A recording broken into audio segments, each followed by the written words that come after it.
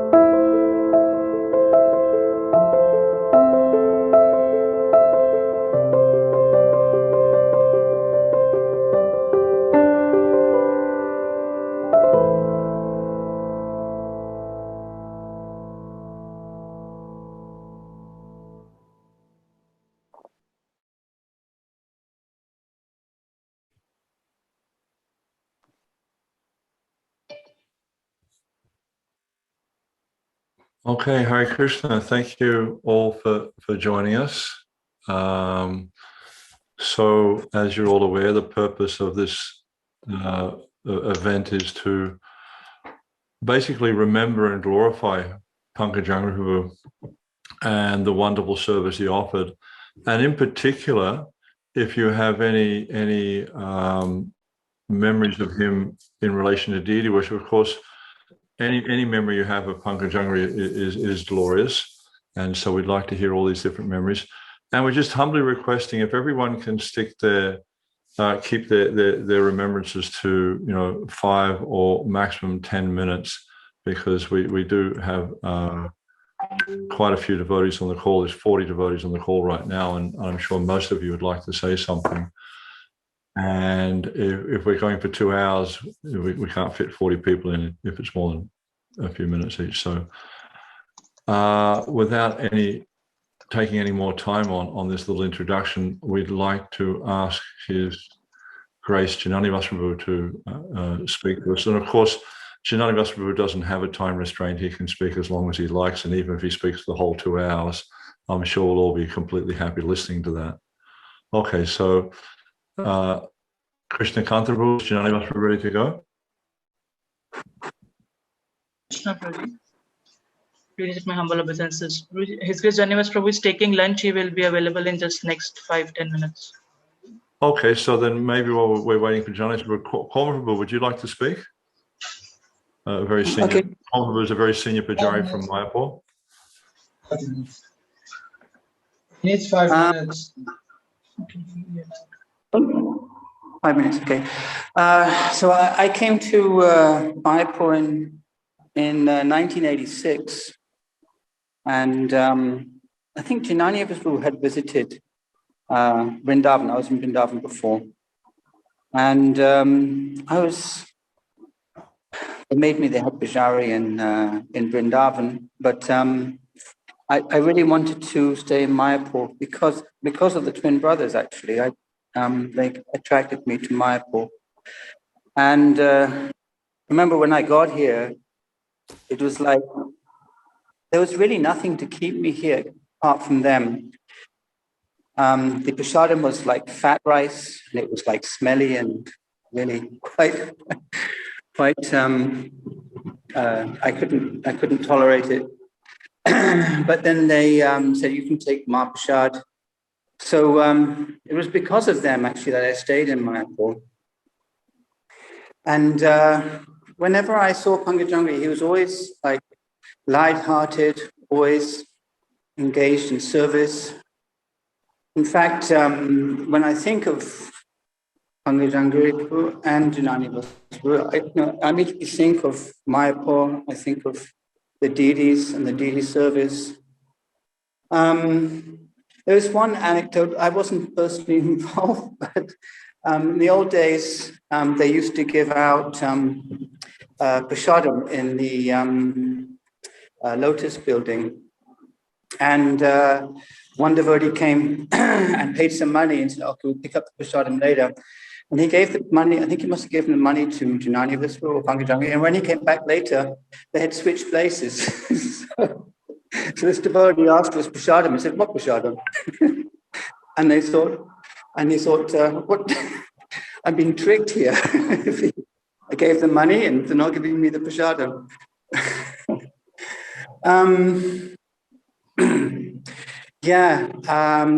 The one time we were in the Ganga and we were messing around on the Ganga because they're very light-hearted, so a little bit of fun. I banged my head the Ganga and I lost my short-term memory. And while I was going back, I was asking Pankajanghri the same question again and again and again. And apparently, I didn't know this, but Janani told me that Pankajanghri said, where's the $50 I lent you? The £50 I lent you? When are you going to pay it back? In a joking way. So even though I'd lost my short-term memory and everything, he just remained light-hearted, and he knew that it was nothing serious. So always engaged in serving Singha Day, and always the same. Whenever I met Janani or Pankajanghri, the mood was always very accommodating. They don't push you away or anything. There's no barrier there. They're always encouraging. They never say any discouraging words. Always encouraging. I think that's very important. Something that we can take from that is that we should look at how we also deal with other devotees and always be supportive, not get caught up in details that are not important. The most important thing is that they should be engaged in service and to encourage them in some way or other. Pankajanghri was always like that, so I really appreciate that. It was a huge shock for me. I didn't expect that he would leave so quickly.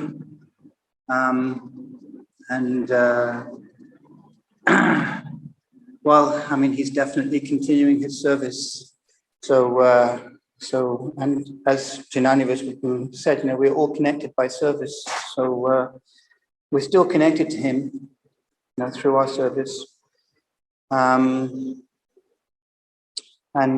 If we try to follow his example, then we can still feel his presence in Mayapur.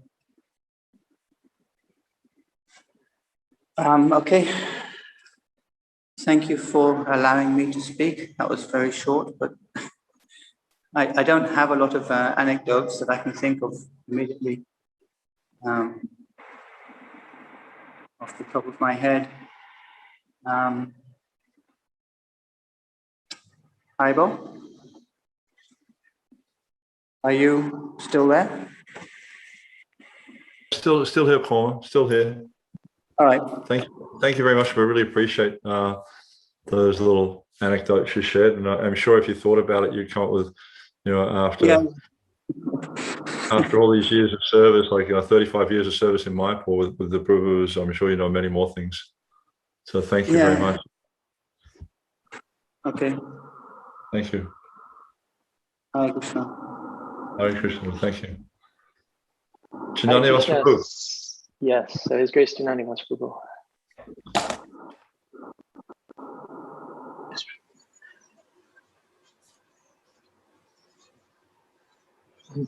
Yes, it's audible. So, yes, you can speak, Prabhu. I can speak. Can you hear? Yes, Prabhu. Hi, Prabhu. Hi, Pankajanghri Prabhu ki. Aye.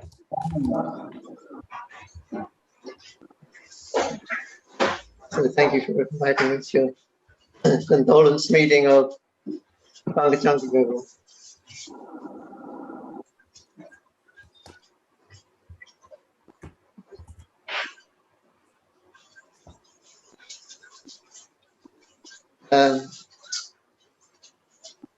You were born in 1944 in Barnet, England, March.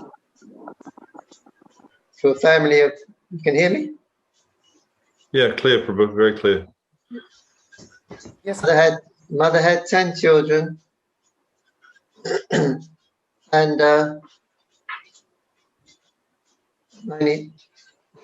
Second World War was still going on, and we were born through that. My mother had to look after 10 kids. My father, he was a rogie. He couldn't look after us. He was always sickly. I don't remember much about him at all. But he also died of tuberculosis. So my mother was left with 10 kids, and although my father was really rich at one time, he had 3 apartment blocks, I think, in Manor House in London, which his father gave as a wedding present. But he squandered it all away. He was a gambler and a boozer, I guess. Wasted, squandered all the family money away. So my mother was left there with 10 kids, no money. So she sent me and Pankajanghri, we went to a monastery, nunnery. There's a nunnery, monastery, nunnery, with nuns. And because my mother couldn't handle all the kids, so me and Pankajanghri went to this home for a little while under the care of the nuns and things like that. So that was our Gurukul. We went to the Gurukul about 4 or 5 years old. And I start remembering actually from that time. And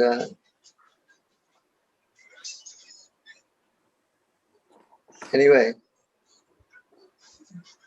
then we came back, and then after some time again, we had to be split up again from our mum because she still couldn't handle it. So we went to another place. Wasn't far from Bhaktivedanta Manor, and yeah. And after that, we came back home, and then we went to the regular school, regular schooling, and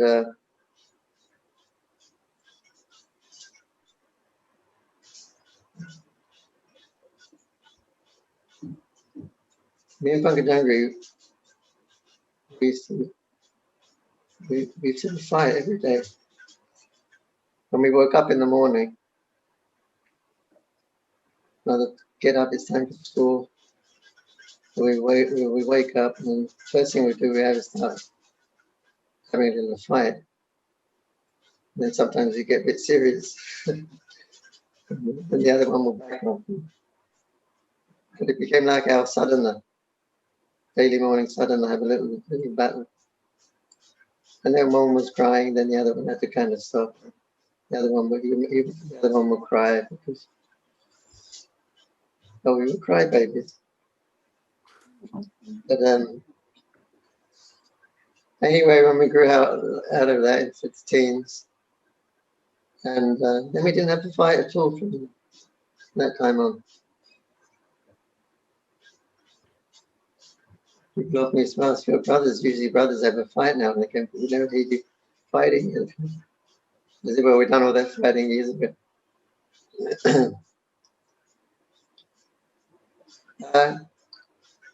So then I became initiated in 1971. Srila Prabhupada, and from there I went to Mayapur in 1972 for the first Full Purnima festival, Mayapur. And then I stayed there from that time on. Stayed here in Mayapur from that time on. And so Pankajanghri was visiting me because he was in India also. We were traveling in India maybe 1 year or more. On a saddle trip with just lungi and things like that. Just going wherever we went, trying to different temples and things like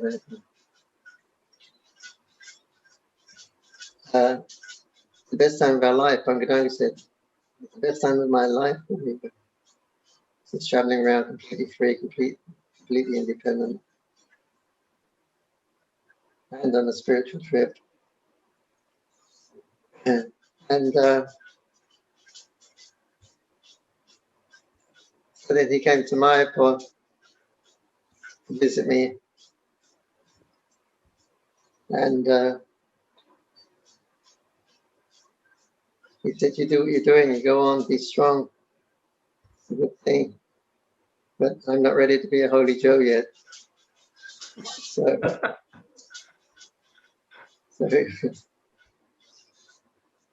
So he didn't join me at that time. And anyway, I said, go and have a look at Krishna's pastimes. There's a place called Vrindavan. He went there. And I gave him some books, Krishna Conscious Life. There's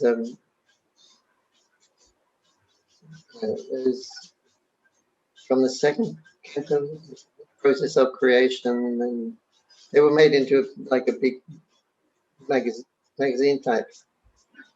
I gave him a couple of these. He said, I put them under my pile in my bag. Right, I put them in the bag. He said, because I knew if I start reading those books that Nana's has given me, I'm finished materially. So anyway, he went back to England after some time, and went to the manor. They just got the manor, and Pankajanghri was serving there in the manor. And he got initiated in 1973 or 4. I should have told her. And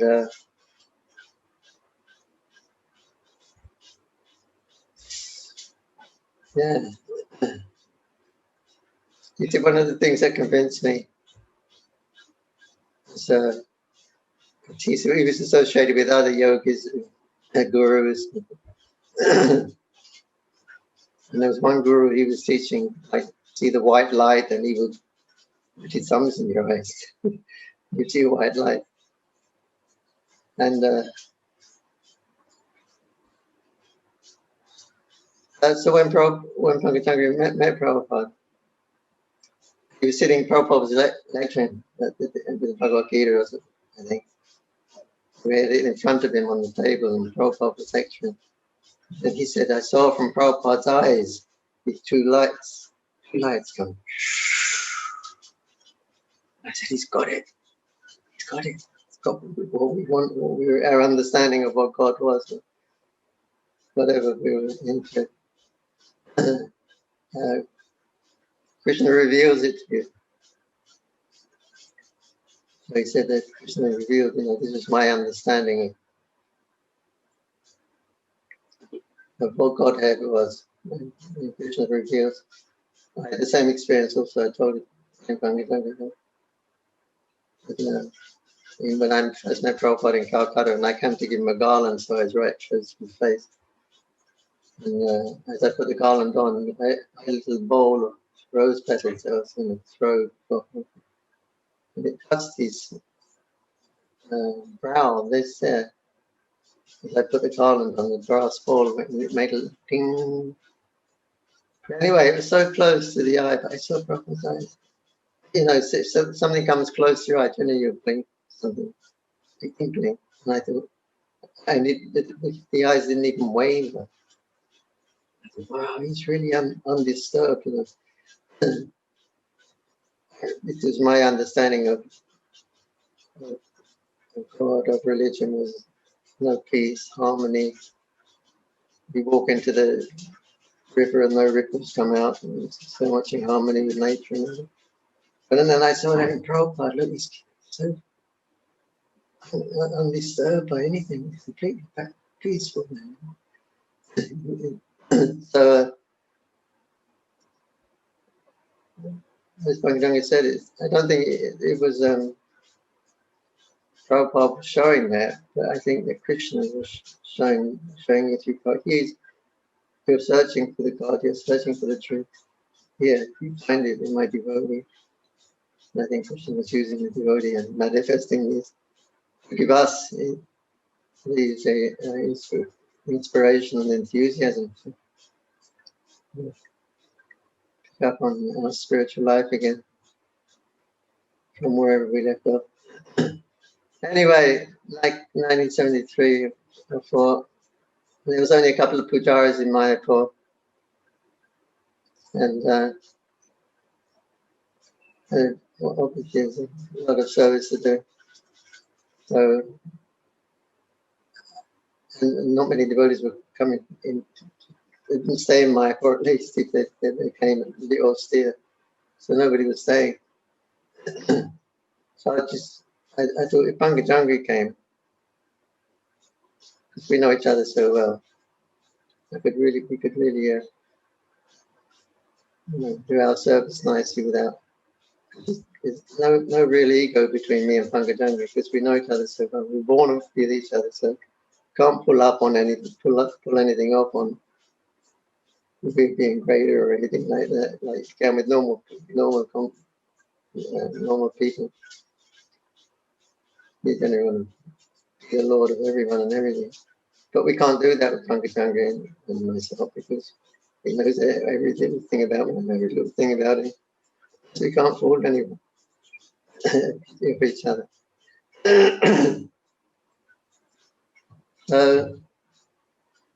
So if Pankajanghri comes to help me, it'd be really great because we just know each other so well and we can just absorb ourselves in serving Krishna 24 hours a day. And I pray to Krishna, you please to be ask, convince Pankajanghri to come and serve in Mayapur. So then he came, I think it's in 74. And so after a little while, he started taking responsibilities. First, he was a cleaner. He was a squeegee, cleaning the temple. He was the head squeegee. What do you call it? He was squeegee man. And yeah, I remember one time we had we started the Deity report every week. We'd invite the Deity, our son or something, and then the different department heads would come and they would offer the week's of work, whatever it was, progress. So each department head will come and do that.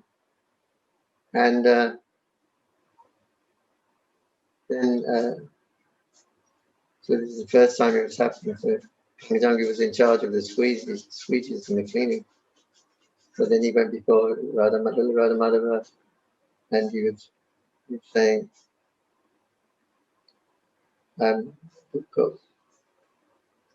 we got so many squeegees, got 2 or 3 boys, and then he started crying. I asked him, why are you crying after? Yesterday I was offering much squeegees. I would,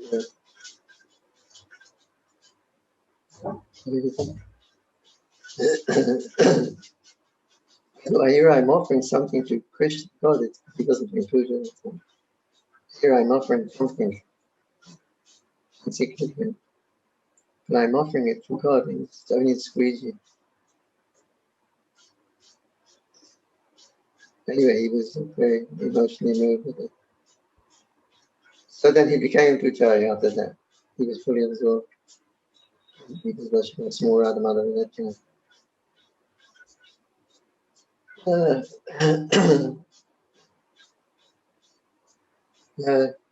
So like that, then Pankajanghri went on to achieve so many wonderful things for the Deity department and your devotees. Financially, he was also good and set up a program, Saver program, and got it running so it could maintain the deities forever. He put the amount in the bank and lived off the interest. How does that have interest? But he was also teaching, he was an ashram teacher, looking after the boys, small boys. And he was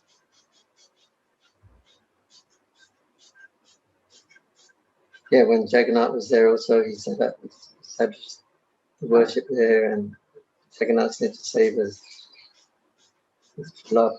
So they, for the future maintenance of the deities, they don't have to worry anymore. That fixed the problem. He was a member of the MAC also for many years.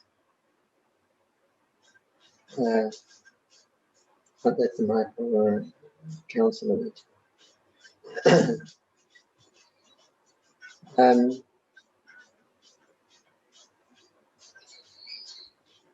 There are other things, but I can't remember them.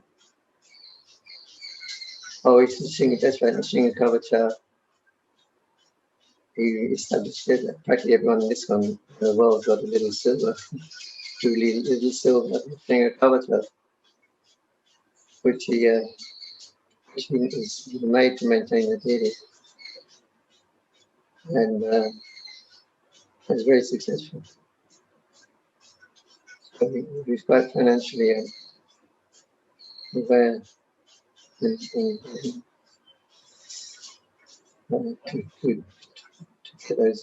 raise those funds the way he did.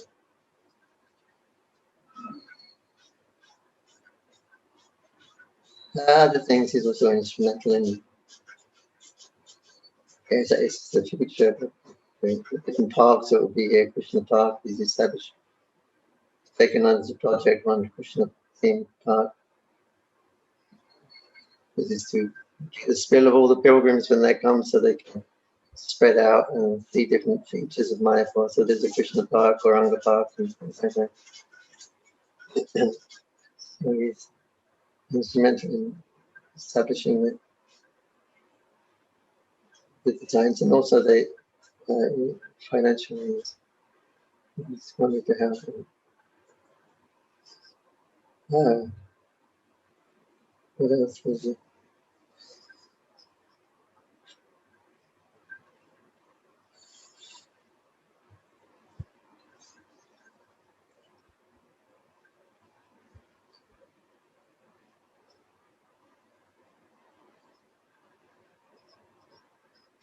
Anyway, I'm happy that Pankajanghri came back to Godhead.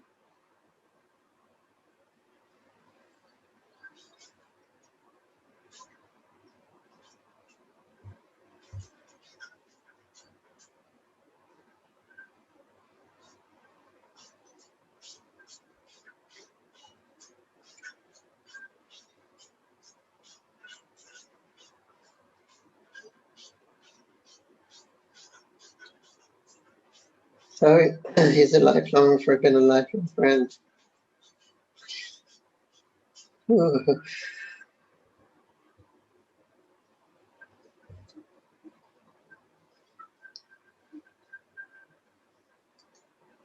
Pankajanghri Prabhu ki jai.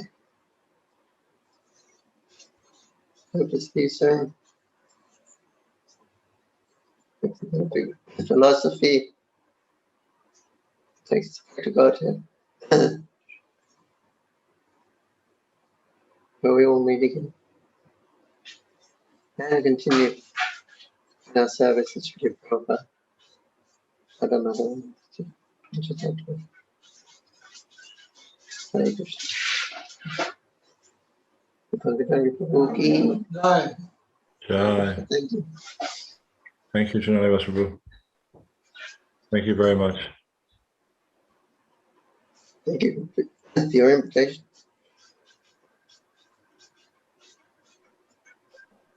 Thank you, Janani Prabhu.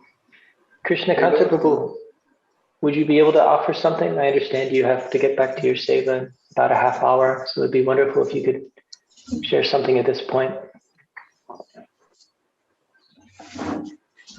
Yeah.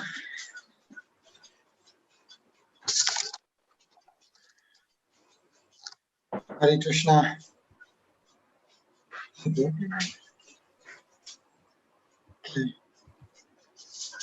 Hare Krishna.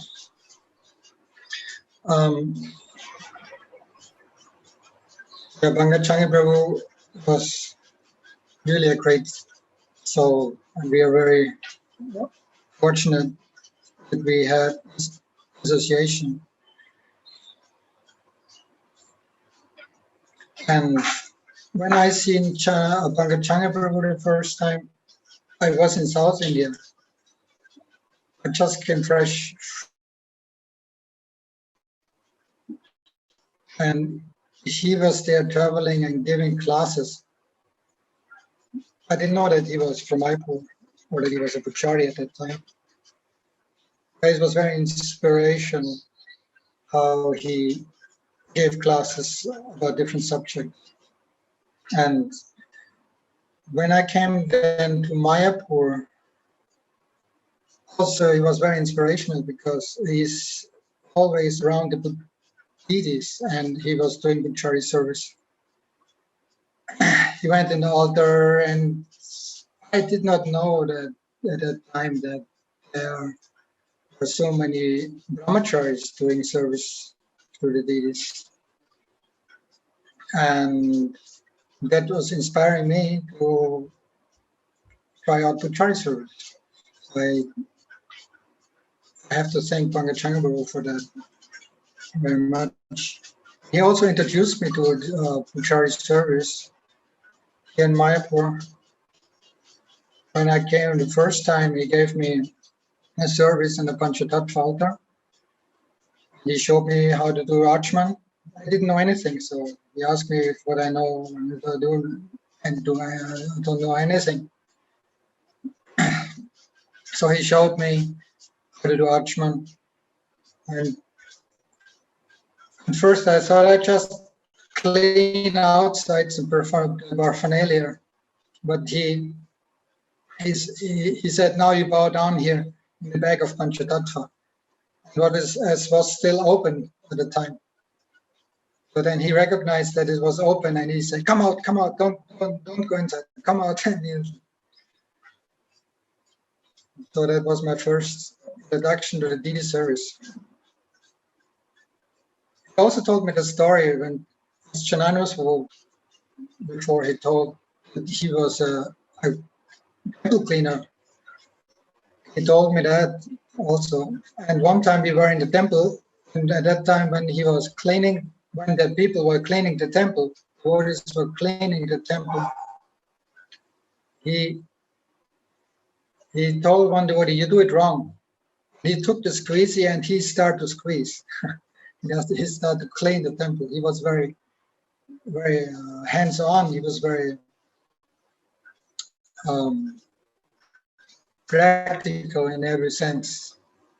He always was eager to help devotees, and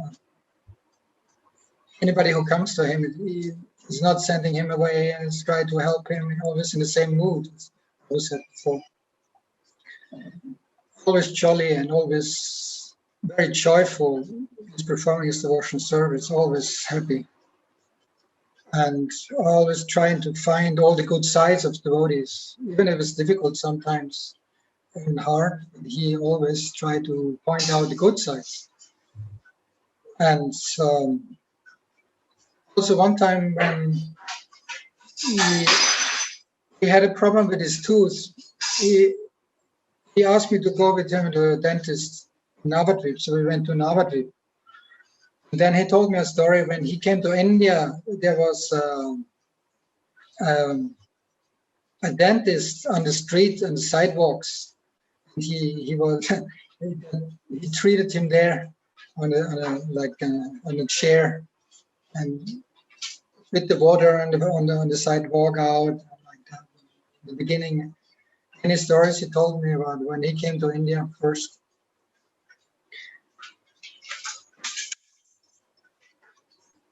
Like in Puri, he went to Puri first when he came to India, when he traveled around. And he had some money, and he was holding on to the last rupee, he said. And when he spent the last rupee, he was so free. He felt so free, and he said everything was provided by Krishna. He had food, he had shelter, anything he needed, he was there. And that you could see all the time here also in his service. All the time he had the awareness of Krishna is taking care of everything. If you need anything, he will provide it. He's not attached to any material. He was never attached to anything materially. Never seen any attachment. If you need anything, then he's giving it.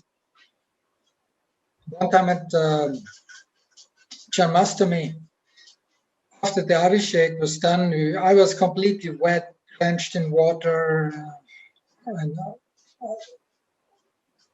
I kind of had to do the 12 o'clock Aarti, because at that time we do also midnight Aarti for the deities, and I did it for Panchatattva. And I told him, now I'm doing Panchatattva Aarti. And he looked at me and said, you cannot go like this. And he gave me a silk dhoti, a completely new silk dhoti. He did it a few times actually. Where just for the Aarti.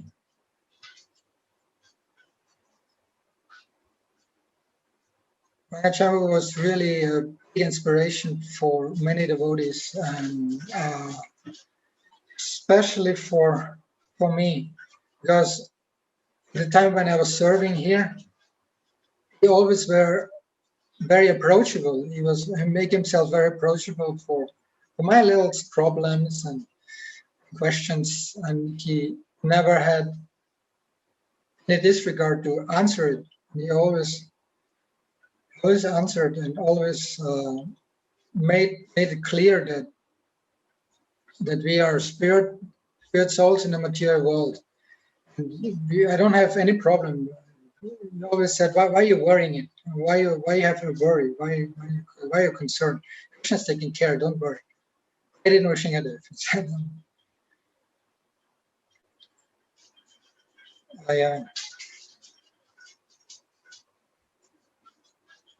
Yeah, Pankajanghri was really great soul.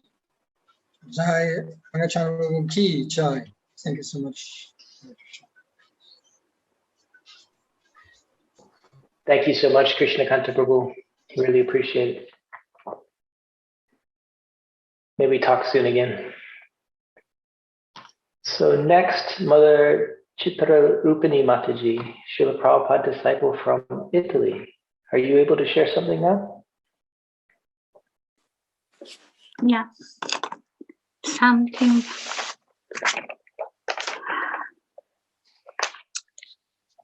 Hare Krishna.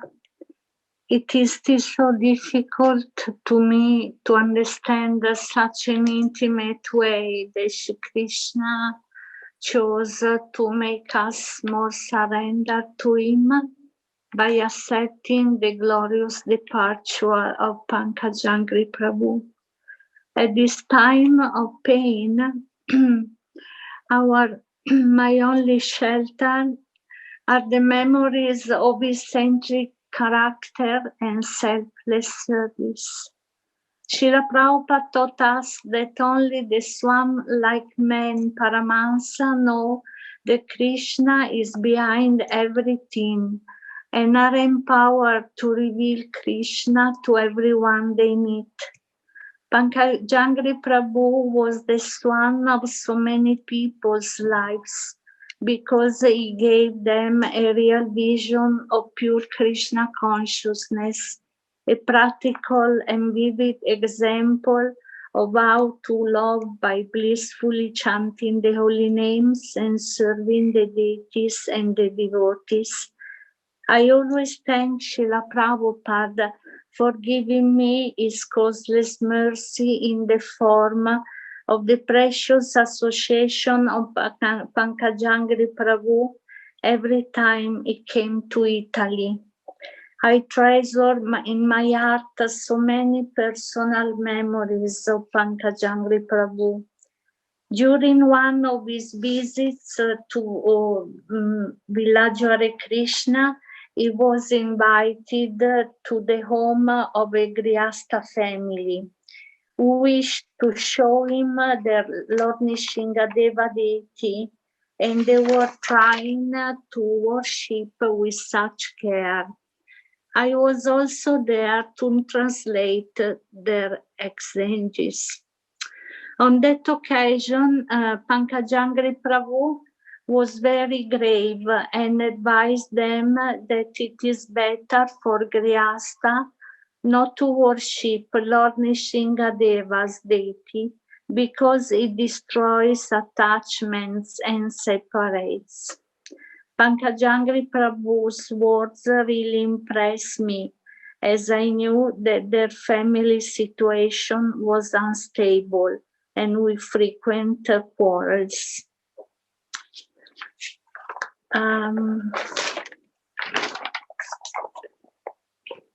Pankajanghri Prabhu has always been a great inspiration in our service to the deities at Hare Krishna village.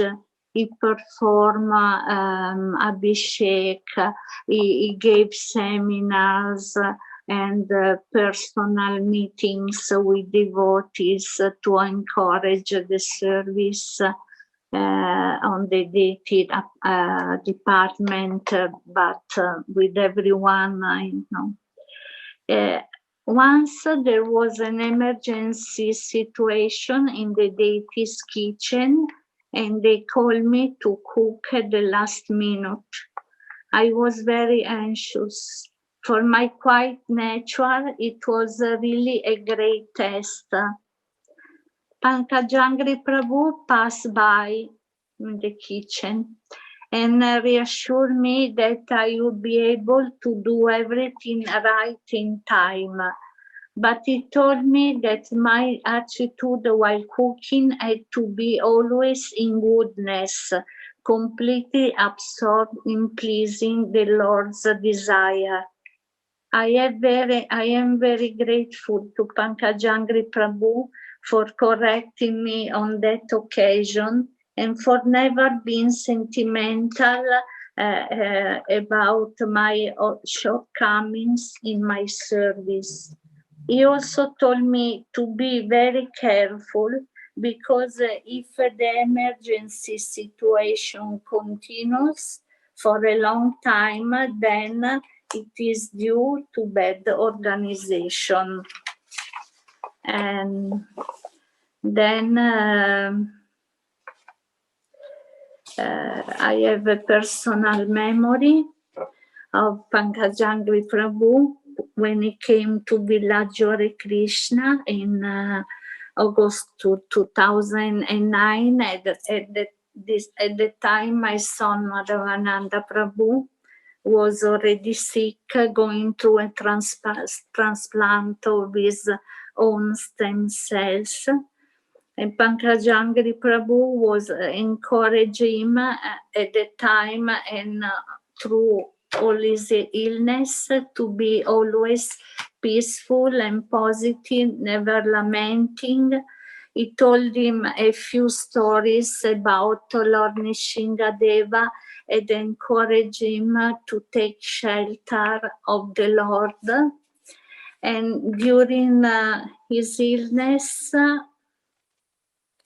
Pankajanghri Prabhu and send through the devotee Madhusevita Prabhu or other who visited Mayapur. He sent some prasada, jewels, cloth, oil from Lord Nishingadeva for my son. And then, and also this white nail, I don't know if you can see. No, maybe you cannot see. Is a white nail of Lord Nishingadeva. And it was a special gift from him, and also Jananivas. And after my son's departure, I offer this nail when to some devotees who are going to give up the body, or also to my parents. So in this way they are blessed. And I also offer it to Pankajanghri Prabhu's picture.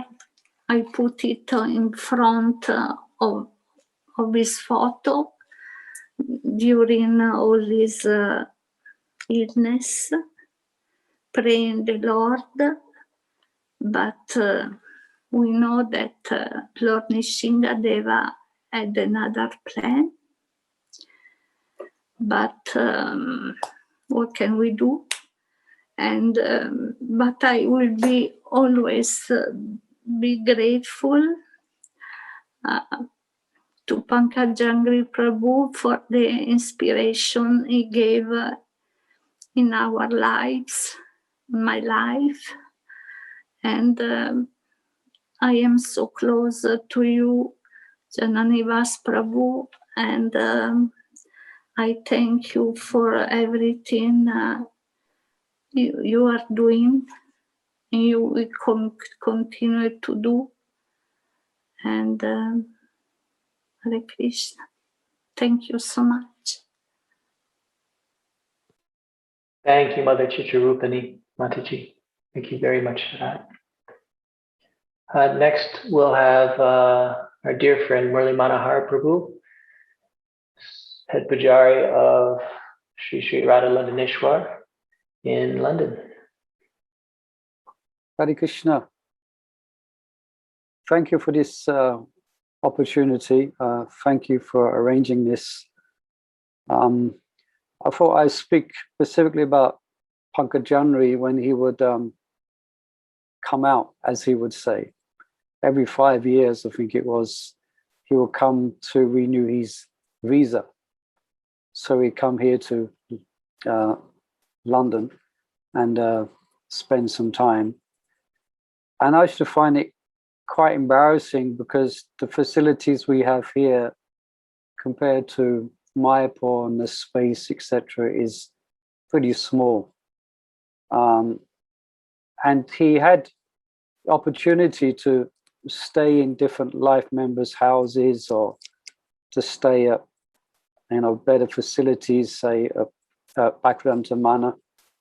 But then he would prefer to come here and stay in the ashram. And he would stay in this room where I'm speaking from now. And this room is like just about bigger than a box. It's very small.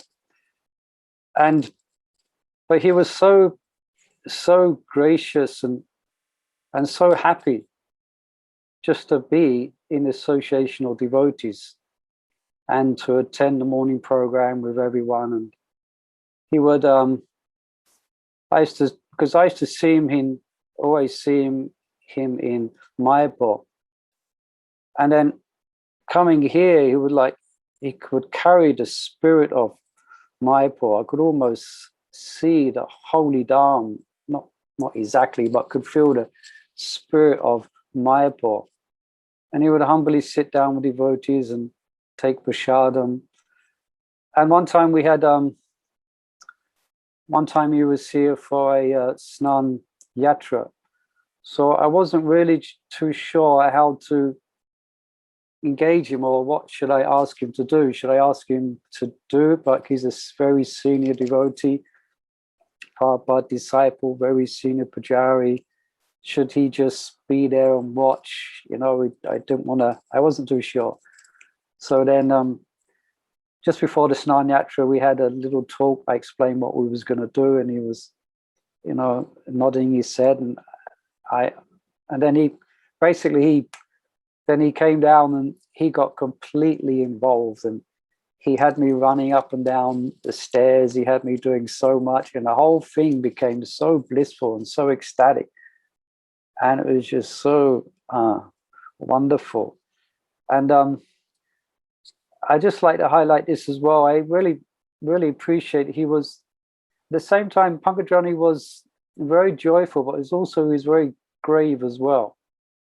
Such a devotee, spending so many years in the holy Dham and having such a depth of devotion. He had a certain really weight about him. And whenever he would speak, it would always be very profound. He has such a taste for preaching. He gave so many classes here. He would be so open to devotees. So as well as being very joyful, he had this side of being very grave as well. And one thing, when I used to ask him questions, when I used to speak to him when he would come here, I'll get more opportunity when he would come here. I could sense, just by being in his presence, I could sense that he really wished me well. There was so much compassion coming from him and so much love. As if just his presence was just so encouraging, and it was so inspiring. And as one, I could say lots more, but lots of devotees want to speak. So perhaps I'll just mention a little anecdote. He used to, when he would come, he would always be happy to go on preaching programs and to go on Harinam. As those of you might know, we have a big Harinam every Saturday here in central London. And sometimes on Harinam, the Harinam leader will sometimes take the Harinam into shops, and dance around the shop, and much to the sometimes the joy of the shopkeeper or the agitation. So one time the Harinam went to this place called Camden Town, and it's kind of, you could say it's the lower end of London, to put it lightly. And we went past this pub, and this particular pub was an occult pub where everyone wears black and everyone dresses like Dracula. And they even drink, all their drinks are red to make it look like blood. It's pretty gross, you can imagine the scene. They've all got, and they even have their teeth like they're pointed, and they're all done up like, it's like the end of the world. I think the pub is called the End of the World, actually, funny enough.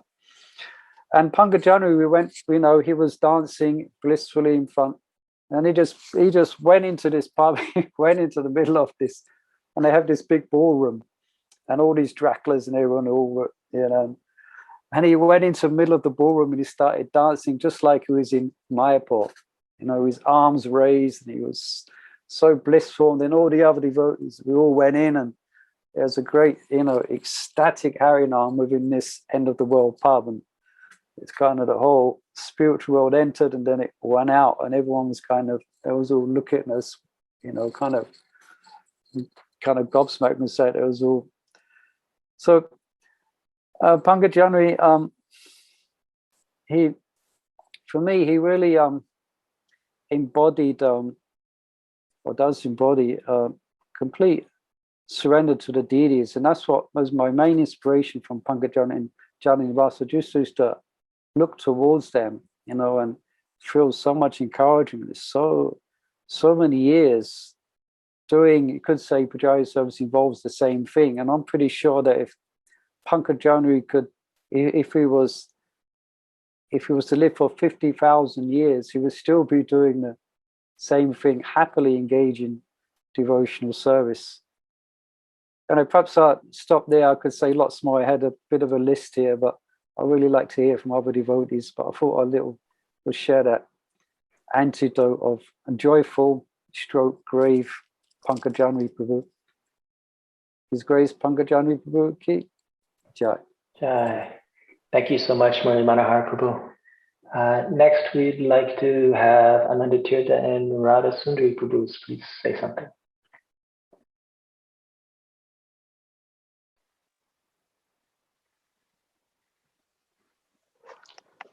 Hare Krishna. On this day where,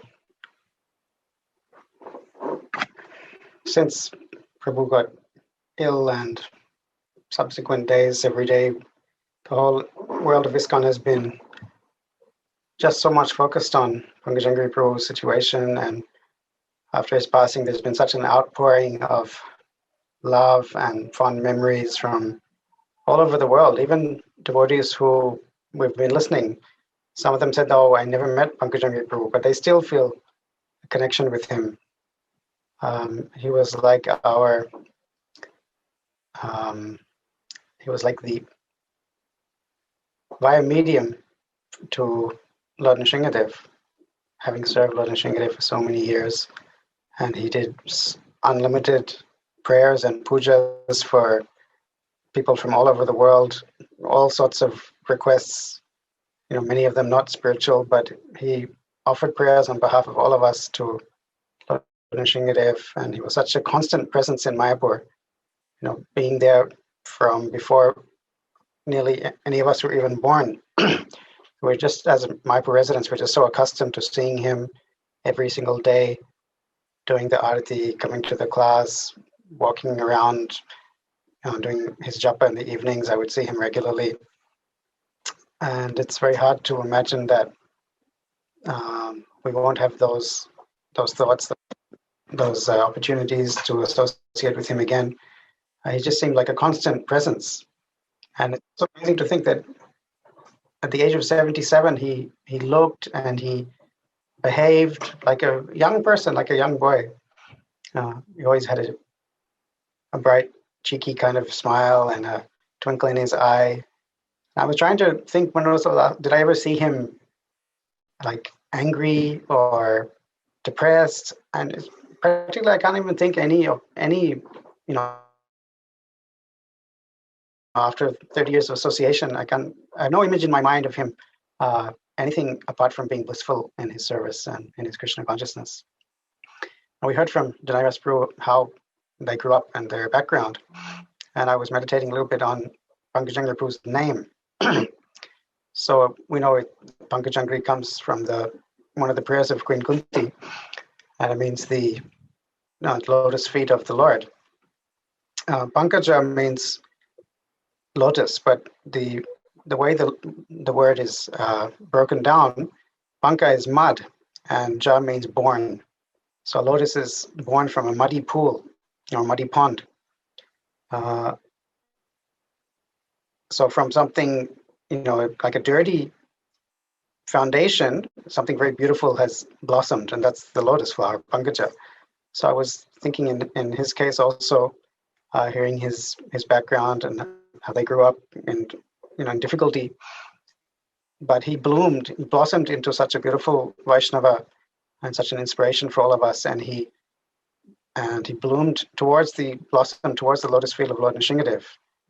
So in that way, he's really fulfilled his name even.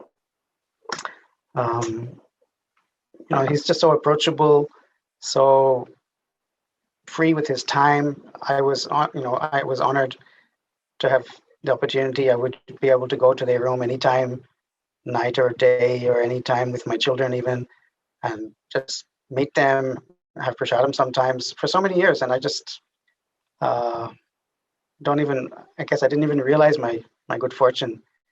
and lamenting now that those opportunities won't be there anymore. So although there's a lot of sadness, a lot of grief that we're all going through, looking at it from the big picture, we just see how Srila Prabhupada, he went to the West and he established Krishna consciousness, and Pankajanghri Prabhu's life is like a perfect example of the fruit of Srila Prabhupada's preaching, that he would, at a young age, leave behind his nation, come to a small, remote place in India, which, especially in those days, there was really nothing there in Mayapur, and dedicated himself to the order of his spiritual master, and spent his entire life doing the same service to the deities, to Lord Nrsingadev, and just continued till his last day. And it's just such an amazing thing to imagine how Srila Prabhupada transformed people and how they became such amazing Vaishnavas. So Janaradas Prabhu, Pankajanghri Prabhu, for us in Mayapur, they're just like the epitome of a Vaishnava, and they're just so present, so constant, so accessible. There's no function or program or preaching program or parikrama that goes on without them being invited. They're always giving their time and their energy. They've given so much love to so many generations of devotees, their peers, then the next second generation, and the third generation, the children. So happy to share. Just like the Goswamis, we've been hearing a lot of comparison between the brothers and Rupa and Sanatana Goswami over the last few days. And in Bhakti Ratnakar, this description of how Sanatana Goswami, Rupa Goswami, they would visit the Vrajavasis. They would go village to village, and the people were so attracted to them. And they would just come running and greet them and feed them and beg them to stay, and they would just talk, even just apparently mundane things like how are the children, how is your farming going. And we see that Janaradas Prabhu and Pankajanghri Prabhu are like that. They've been such pillars, such friends to the entire Mayapur community, and not just Mayapur community, the entire world, because living in Mayapur as the guardians, or as the servants rather, of Shri Radha Madhava and Lord Nrsingadev, they've gained the love and the attention of Vaishnavas from all over the world. So it's such a blessing to have had his association. It's such a blessing to continue to have Janaradas Prabhu's association. And for all of us who are connected to Mayapur Academy, we've had the opportunity to assist them in their service to Srila Prabhupada by spreading the message of proper training in deity worship. And we're fortunate that we can continue to do that, following in his footsteps and following in Janaradas Prabhu's footsteps. Hare Krishna. Thank you so much, Ananda Tirtha Prabhu. Pankajanghri Prabhu Ki Jai. So next we have our ministry representatives from India. We have Sevatul Prabhu and Shitalanga Guranga Prabhu. So whomever wishes to go first. Yes. What about Radha Sundari? Did you want to speak? Radha Sundari, Ananda Tirtha Prabhu, is Radha Sundari Prabhu wanting to speak separately? Okay, wonderful. Thank you. I thought that was on behalf of both. Hare Krishna. Thank you, Jayananda Prabhu. Jayananda Prabhu, can I share my screen?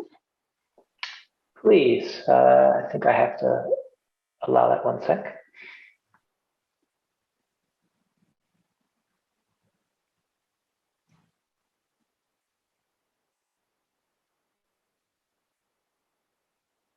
Okay, try it now. Okay. Just a moment. I just thought to share some photos with all of you while we're speaking.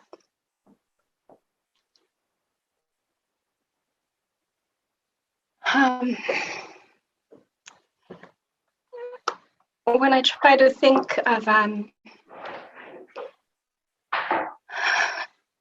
how to convey the impact and the importance of Pankajanghri Prabhu in our lives,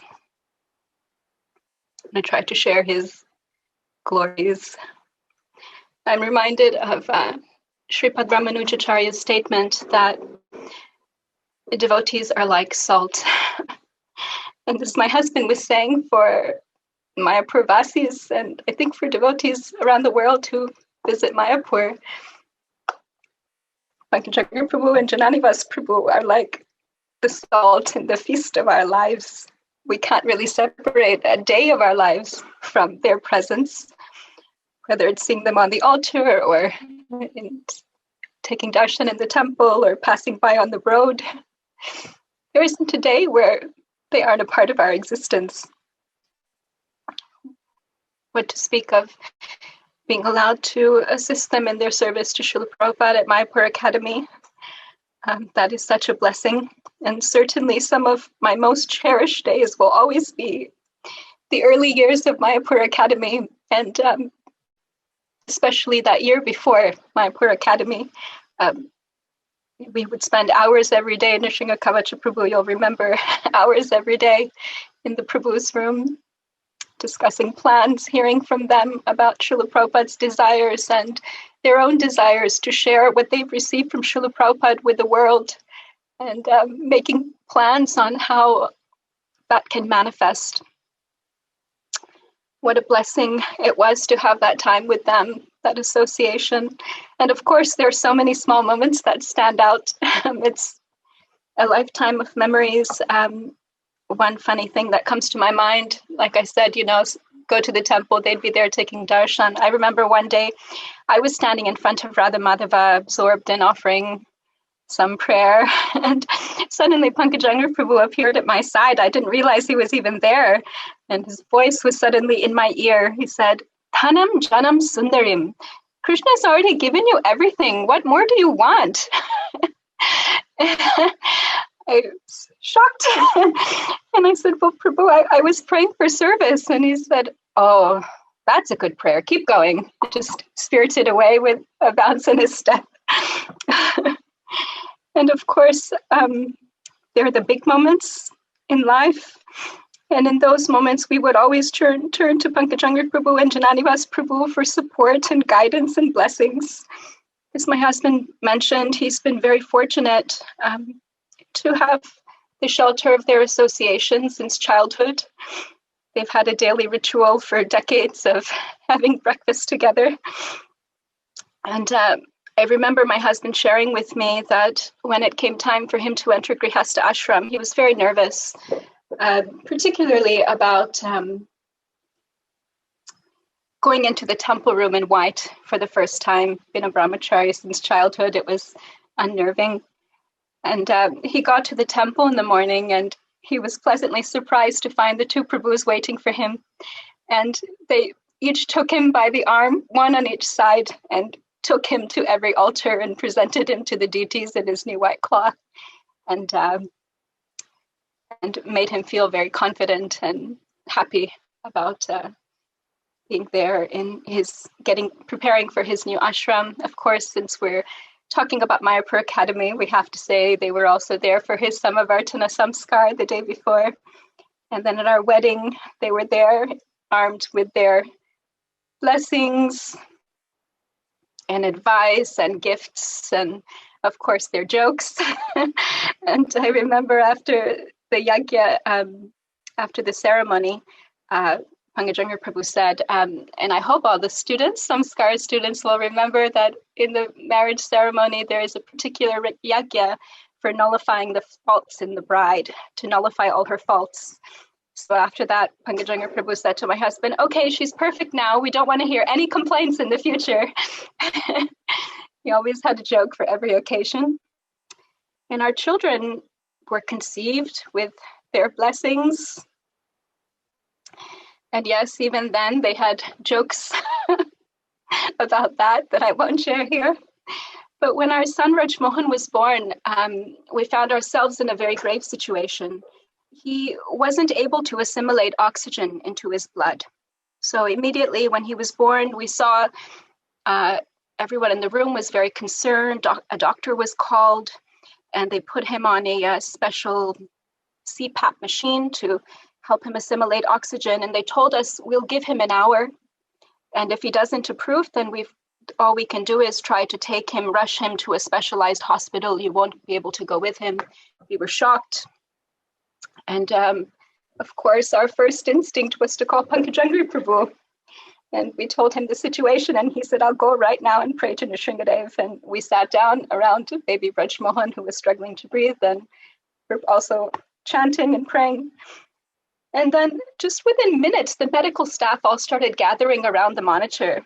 They were completely bewildered because his oxygen saturation rates had become perfect within minutes. And they told us they're really not sure what's happened because they had given up hope. They didn't know what else to do, but we knew exactly what had happened. Pankajanghri Prabhu, by his prayers, had induced Nrsingadev to intervene and save Braj Mohan. And so with Krishna Jivani's birth, I'll just go through photos while we're talking. And with Krishna Jivani's birth, of course, the first person we called, so Prabhu's, to give her a name. And so they've been there for every major milestone, for their grain ceremonies, with their Ramba, everything. And speaking on behalf of Braj Mohan and Krishna Jivani, I don't have words to express what these two grandfathers mean to them, because they truly are, despite being renunciates, the best grandfathers in the world. They're very staunch, learned brahmanas, but they have another special type of knowledge that they share only with children. Things like how to put musambi peels in your mouth when you finished eating to frighten your mother when you go home and smile at her. And every day when they'd come home from breakfast, not every day, but 2-3 times a week, they'd come home from breakfast with the pujaris. And I'm always looking forward to hear what new tricks they've learned, what new rhymes and dances they've shared. And in the middle of all of that, there were lots of stories about Krishna and Mahaprabhu, and even philosophical discussions. From a young age, they've taught our children how to talk about Krishna, how to hear about Krishna, and to discuss and imbibe those sharings. To call them our family is an understatement, because they really are the salt that enhances every other flavor in our life. This here is a photo of some memories outside of Mayapur. Even holidays are more fun with Pankajanghri Prabhu. Here, Pankajanghri Prabhu is in Switzerland and telling us how he often dreams that he's flying, and up in the cable car, he really felt like he was flying. These are some intimate photos. Actually, I realized that we were supposed to swap photos when we got to Mayapur, because he said, I'm going to show Jananivas everything he missed out on. Here he is, snow tubing. I don't know if Jananivas Prabhu saw that one. That was on my camera. And just everything is so happy with Pankajanghri Prabhu. I think I took out the photos there of the snowball fight. I thought those might be a bit too much for this assembly. But truly, they are the salt that enhances every flavor in our life, because they are bhakti personified. They are love personified, both of them, not only for Krishna, but for all of us. And with them, every day is a festival, and every moment is joyful and light and nourishing. We're so grateful to you, Pankajanghri Prabhu, and to you, Jananivas Prabhu, for accepting us as your children, and for always encouraging us to take up the family business of carrying on Srila Prabhupada's instruction of sharing Brahminical knowledge. And Pankajanghri Prabhu especially always encouraged us that it's not enough just to share this knowledge in classes, but you have to give a practical example. You have to be a living example of these instructions that you are sharing. And we're so honored that you would accept us to carry on this service with you and on your behalf. So we pray to you that we can always please you and assist you in this service, carry on your legacy, and make you happy and proud. We love you so much, Pankajanghri Prabhu and Jananivas Prabhu. We love you so much. And we are doubly grateful to have you here with us. Thank you. Wow, thank you so much, Radha Sundari, for your heartfelt offering. It was wonderful. So on that note, I'd like to ask Shitalanga Gauranga Prabhu and or Sevatul Prabhu to offer something. These two esteemed devotees are the ministry's representatives for India.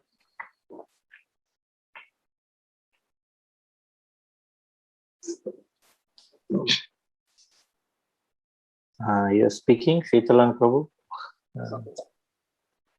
Hare Krishna. Okay, either way. Om Agnana Timirandasya Gnananjana Shalakaya Chakshur Unmilitam Mena Tasmai Shri Gurave Namaha. Jai Shri Shri Guru Gauranga. Jai Shri Father Pankajanghri Prabhu. Jai Srila Prabhupada. So I joined this movement when Srila Prabhupada was still on the planet. But I did not have the good fortune of personally meeting with him, offering my obeisances physically to him. So we have only heard how he has lived, how he has talked, how he preached, and how he did everything so wonderfully well. Well, there are videos and books and people directly telling us, but then it's not as good as actually personally, physically having his darshan. So that has been removed by Pankajanghri Prabhu. He has been such a wonderful sadhu. As far as his status was concerned, he was just a brahmachari, but he lived like a sannyasi. He ate like a sannyasi, he preached like a sannyasi. He was a true Ajata Shatru. I mean, this word Ajata Shatru is used in the context of Yudhishthira Maharaja. But even Yudhishthira Maharaja had enemies. Some people didn't like him. I cannot think of any single person anywhere in this world who can actually be an enemy of Pankajanghri Prabhu or his wonderful brother Jananivasa Prabhu. They are such perfect gentlemen. They are such perfect Vaishnavas. They are such perfect Uttama Adhikaris that we can learn what kind of instructions the Gita gives us. The Bhagavatam explains with many, many devotees. But here is one devotee, one set of devotees, these transcendental brothers, whom Prabhupada called, they are directly from the Vaikuntha. They are showing us from their life how a devotee must walk, how a devotee must be, how a devotee must preach. It's our good fortune that both of us, me and Sevatula Prabhu, that we were able to associate with him because of the Mayapur Academy. Of course, we had seen him in the altar, worshipping the deities, but that's, it's like having darshan of deities. But sitting next to him, offering him a pen, offering him a glass of water, or personally inquiring something from him, these are some things which have been our good fortune. Standing next to him, hearing him personally teach those wonderful tricks of deity worship, which Prabhupada personally taught them. It's something unbelievable. We can never forget that. And we can only simply keep remembering for more and more inspiration. One time when we were all in the Hare Krishna Hill in Bangalore, Pankajanghri Prabhu came to buy incense. This was told to us by the manager of the incense department, which our temple was running. He was such a sweet devotee that he tested everything before he bought. And then he went back with a set of incenses and he was completely satisfied. But the second time he came back, he asked that most important question, Prabhuji, can I see how you are manufacturing all these things? So when he went and saw how it was being manufactured, he was not so satisfied. Then he gave the temple different kinds of techniques how the same setup could be better utilized in a more hygienic way, in a more clean way, that it will become pleasing to the deities. From this, I understand that Jananivasa Prabhu and Pankajanghri Prabhus, they were not simply talking or thinking or planning only about the end product. They were also seeing how that end product is coming into presence. So in this way, I can understand how much of focus they are showing and how they are mirroring the wonderful instructions of Srila Prabhupada. How everything must be first class first, how everything must be completely pure and clean. And then this devotee told us, Vishwapran Prabhu, he told us that later on he started manufacturing his own incenses. The next instance I can recall is when we were all involved in the Tirupati Radha Govinda Ashtasaki installation. After the deities were moved from the old temple to the new temple, then that night they spent hours and hours just standing and looking at the deities and then making Revati Raman Prabhu and all of us turn the deity a little this way, a little that way. No, not so much in this way. And then they would simply gaze at the deity and then look at each other and exchange untalked conversations. And then they would come to some conclusion and then they would tell us. So these show us, demonstrate to us how it is extremely important that we must and should care for the deities, care for every step in deity worship. So this is what we have learned from them. I can only say that the amount of great outpouring of grief, great outpouring of affection that we saw in our television screens the other day through the YouTube, it is simply unheard of. I've never seen so many devotees. I've never seen and heard so many temples and yatras having so many smriti sabhas. Everybody is completely affected by them. I can only pray to Sri Sri Radha Madhava, Sri Sri Narasimha, Prahlada Narasimha, and Sri Panchatattva, that they grant the greatest of strength to all the Mayapurvasis, and very, very especially to Jananivasa Prabhu. Jananivasa Prabhu, his brother, has been with him for all the 77 years. I mean, no husband and wife also spend so much of time with each other. So therefore, I can understand how much of separation Jananivasa Prabhu and all the Mayapurvasis who are so much attached to them must be feeling.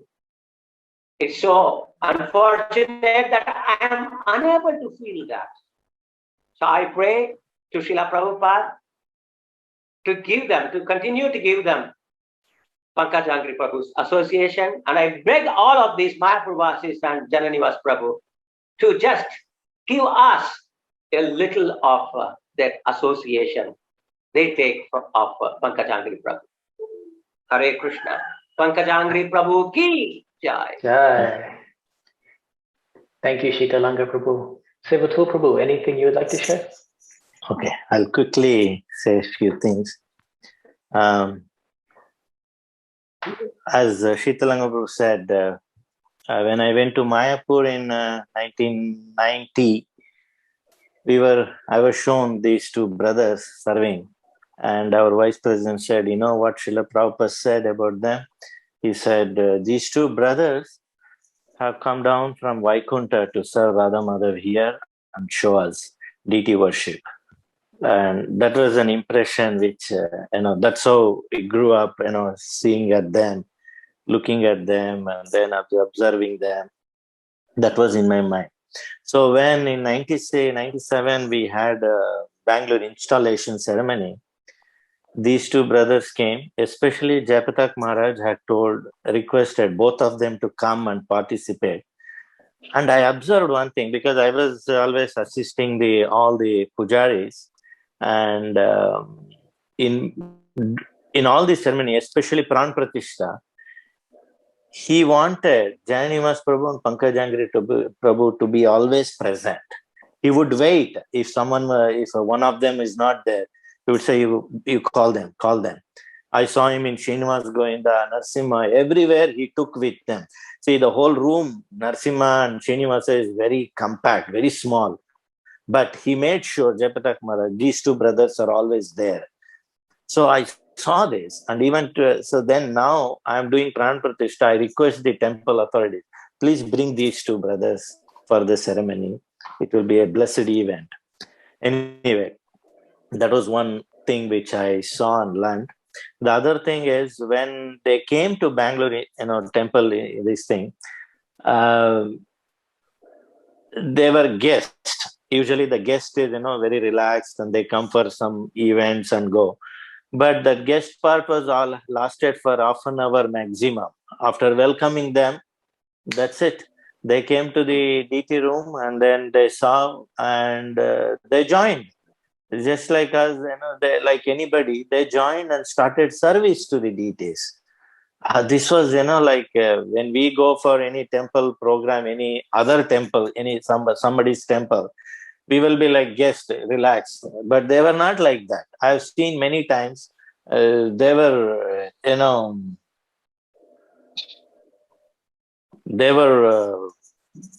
absorbed, and then they served along with the devotees whatever service they could offer. I mean, whether it is cleaning or making chandan, whatever. They became part of the DT service. It was such a wonderful thing. Last time when I saw him was in 2019, Moscow. I went to install Gornita in Brahmachari Ashram, and so happened that I went to. There was a Ratha Yatra. I went for Ratha Yatra in Moscow. It was an Indian festival. There I suddenly saw Pankajanghri Prabhu. I paid obeisances, and he said, "Hey, Seva, what are you doing here?" Then I explained to him. Then I asked him, "Prabhu, what is your program?" He said, "I have something, just some programs like that." Then I requested him, "Prabhu, it will be very wonderful if you can come and grace this Gornita installation ceremony." Then he said, "Okay." Then I told the organizers, the temple's authorities, please see that you get him. Then he moved into the temple just before the day before installation, and he was there, and that was the last installation ceremony I had with him. And he used to be so supportive, and one thing I observed with both of these brothers were, if I do mistake or anybody does mistake in Mayapur Academy, I've seen anywhere, they wouldn't say directly, "Oh, this is a mistake. You're doing wrong." I observed that they say, "Okay, you're doing like this. It can be done this way also." And they show whatever other way. So I have to understand this is the right way of doing things, actually. So they were very careful and very, compassion, very, the kind of dedication and devotion they had for the deity seva, and even treating the Vaishnavas, the dealing with Vaishnavas is unbelievable. On this day, I just pray to Pankajanghri Prabhu and Janeswari, if I can imbibe even 1 decimal point, that would be great. And thank you very much for a small offering, for given opportunity to do this small offering. And my Koti Dandava pranams to these great devotees, Pankajanghri Prabhu and Janivas Prabhu. Thank you very much. Hare Krishna. Thank you so much, Sevatul Prabhu. And I just got a request in from Jananivas Prabhu. He's still online, but he's quite tired. He wants to sign off soon, but he would like to hear some words from Nishina Kavacha Prabhu first. We were planning for him to go last, but Jananivas Prabhu would like to hear what you have to share, Prabhu. It's very kind of you, Jananivas. We appreciate that. And I also appreciate many of the wonderful offerings the different devotees have been offering for Pankajanghri or to Pankajanghri. And the one thing that stands out in my mind is just he's a person of many, many great qualities. One of the things that, well, there's so many things that stand out for me. He's very, very dutiful in service. He just knew what his duty was, and he'd always do it. A humble person, surrendered. And one of the things that stuck in my mind since one of the very first times I met him is he didn't see deity worship as a ritual, and he didn't see the deity as a statue or representation or anything. When he was doing the rituals in deity worship, he just saw that this was actually him interacting directly with Krishna. I'll give an example of that.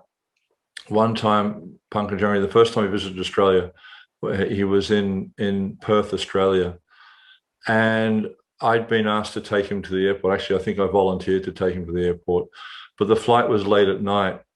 So I stayed up all night with Pankajanghri. I think it was actually early in the morning, 2 o'clock or something like that. So Pankajanghri and I stayed up all night long, and we just talked about deity worship. And at one point, he was discussing the Bog offering.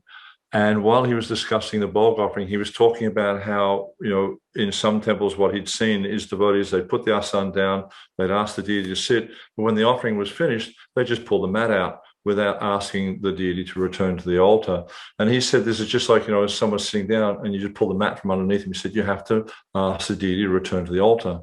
And that always stuck in my mind, that point of how he saw the deity as a person, but not only that, but how he saw the rituals of deity worship as a direct, tangible interaction with the Lord. And I've always tried to reflect that when I'm, teaching deity worship or facilitating deity worship classes for others, is this mood of a personal interaction with the Lord, and how, we have that access through the process of deity worship. And also another thing that sticks in my mind is, this is more about Pankajanghri, because Radha Sundari Mataji was talking about the early days of the Mayapur Academy, and when the 6 of us, there was Jananivas and Pankajanghri Prabhu's, and then also Radha Sundari and Ananda Tirtha, and then my good wife Sesha Sadhni and myself, we'd meet in their room every day, and we'd meet for several hours at a time. Just planning and managing and just work, because we'd never done it before. No one had ever established a deity worship school, at least not in ISKCON. So this is all new territory for all of us. But this was based on the desire of Srila Prabhupada, and also actually I remember one time we did a course in Mayapur, and because I had thought about how to encourage devotees in deity worship and guide them in deity worship, and we did this 2nd level course, and I was a little bit sort of apprehensive. I wasn't sure how the Prabhus would respond to it, so I went to their room and I said to Janivas Prabhu, what did you think? And he just turned to me, he said, when do we start? And I thought, what do you mean, Prabhu? When do we start what? He said, when do we start the school? So then based on that, we started planning the school, and Pankajanghri was so supportive, you know, in so many ways. And even I remember asking him at one time about, well, how we do everything, you know, it's going to cost a lot of money and this thing and that thing. He says, don't worry, we have untapped resources. And you know, I'd always had that experience that Pankajanghri was always very eager to see that devotees would learn how to do deity worship properly. And he himself would teach, you know, as Janani Prabhu would teach. They'd both teach regularly. And some of the things, Pankajanghri, when he was teaching, he had this really interesting style of teaching. I guess that's what I could call it. Whereas he could be simultaneously very grave, but very funny as well. You know, he would regularly get devotees laughing. Krishna Kantaprabhu shared a story with me the other day that Pankajanghri had been asked to teach, I think it was Arti, it was Arti, had been asked to teach Arti to a group of devotees. So he asked Krishna Kanta to go with him. And Pankajanghri was like, well, you know, I don't know what I'm going to say. I mean, how can you talk about Arti for so long? But then he went through the whole procedure and all through the presenting to the devotees, you know, how to offer Arti. He was joking. He was presenting in a joking manner, but through his joking manner, he was able to convey points that they might not necessarily accept if he had just straight out said to them, well, no, you shouldn't do this. One example I can think of that Krishna Kantaprabhu shared with me was that when he was offering the flowers to, you know, he was, you know, demonstrating how to offer the flowers and put the flowers at the lotus feet of the deity. And he said, and make sure you stand in front so no one can see the deities. So he was, in a joking way, encouraging devotees not to do things like that. So that was a wonderful story that Krishna Kanta had shared with me. Then also, you know, just with Pankajanghri in his worship, you'd always see him on the altar in the mornings. Every darshan he'd be there, and he'd come out. He'd have the conch in his hand. He'd flip the conch. I've never seen anyone do that before. Just flip the conch, catch it, pull it up, and blow it. He always had this like lightheartedness, but at the same time, as was just being shared, gravity at the same time, and I always appreciated that. And then when you know the Panchatattva arrived in Mayapur, that Janani and Pankajanghri, especially Pankajanghri, had asked me to you know, head it up and take care of that. And again, you know, I made many mistakes throughout the whole endeavor, but then they were always, both of them were very supportive, and you know, Pankajanghri was also you know, very supportive. And as Savratula was talking about, when we were putting, for me it was really frustrating because I'm a little bit passionate and I like to see things done quickly. But you know, then when the deities were put on the altar, then Jayapataka Maharaj and Pankajanghri and Janani, they were there, and they'd just stand there and they'd look at the deities and, you know, stroke their chins and just look at the deities, and they say, oh no, I think he needs to be moved, like very small movements, like sometimes an inch or half an inch. He needs to turn a little bit like this. And you know, so there was this, you know, deep reflection and just on the form of the deity and how the whole darshan would look and everything. So that's one of the things I noticed there, how Pankajanghri Prabhu and Janani Prabhu were both very, very deep in their meditation on the deities, and also not just in their meditation of the deities, but also how the deities, the whole presentation, the look of the deities, how this would impact upon others, how others would see the deities. And we see the same with Nrsingadev. You know, it was quite a regular thing to see Pankajanghri Prabhu standing on the altar, just making that small adjustment to the garland, or at certain times of the year in Mayapur, they have these spider lilies, you know, a white flower that has all these kind of legs on them. And he would arrange them so they were just all, you know, dotted around the garland. Always, Pankajanghri has a very, very artistic nature, very, very artistic, especially in the way he would arrange the garlands, and he always make sure that the garlands were all, you know, a nice sort of arrangement. And you know, so many wonderful qualities there, and just this service attitude of Pankajanghri, not just to the deities, but to the Vaishnavas as well. And this has been brought out by a few devotees already, how it just never ceased to amaze me how many thousands of devotees had contacted Pankajanghri to Pankajanghri to offer puja to Nrsimhadev on behalf of themselves or behalf of their loved ones. I even heard the other day on behalf of their dog. Pankajanghri had actually been offering puja to Nrsimhadev on behalf of someone's sick dog. So, and he never said no, or he just always would do it. And it wasn't uncommon that, we'd be in their room, Janani Vas Prabhu and myself, and often Rajendra Nandan Prabhu would be sitting there ready to take prasad. And I'd say, where's Pankajanghri? He's still on the altar. He's offering puja to Nrsimhadev. He's offering these prayers with mantras and tulsi to Nrsimhadev. And this was a regular occurrence. And as Janani Vas Prabhu pointed out, Pankajanghri started this whole thing with the kavachas. And I remember, because nowadays there's other devotees making, but I remember that Pankajanghri would make them. He would roll up the mantra, the mantra. There's a mantra on a bit of a bark, I think it was called botch bark or something. He'd roll that up and he'd put in the thing in there, and he'd put a tulsi leaf and a little bit of dust, and he'd do that all himself. And he must have done tens of thousands of kavachas simply to serve devotees, simply to make that connection between the deity and the devotee.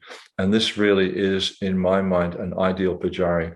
The pujari is actually the go-between from the deity to the devotees who are not necessarily engaged in worship. And Pankajanghri Prabhu has set such a wonderful example of service to the deity and the devotees. And of course, Janani Vas Prabhu also sets a brilliant example, but we are glorifying Pankajanghri Prabhu here.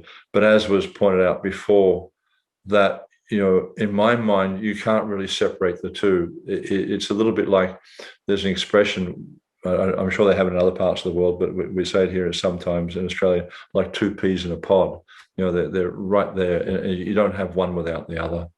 So I'm just, as has been expressed by the other devotees here, I'm deeply grateful to both of them, Pankajanghri and Janani Vas Prabhu, for everything they've been in my life and everything they continue to remain in my life. And I just hope and pray that I can follow Pankajanghri Prabhu's example of devotional service and his surrender to Krishna and his surrender to the devotees.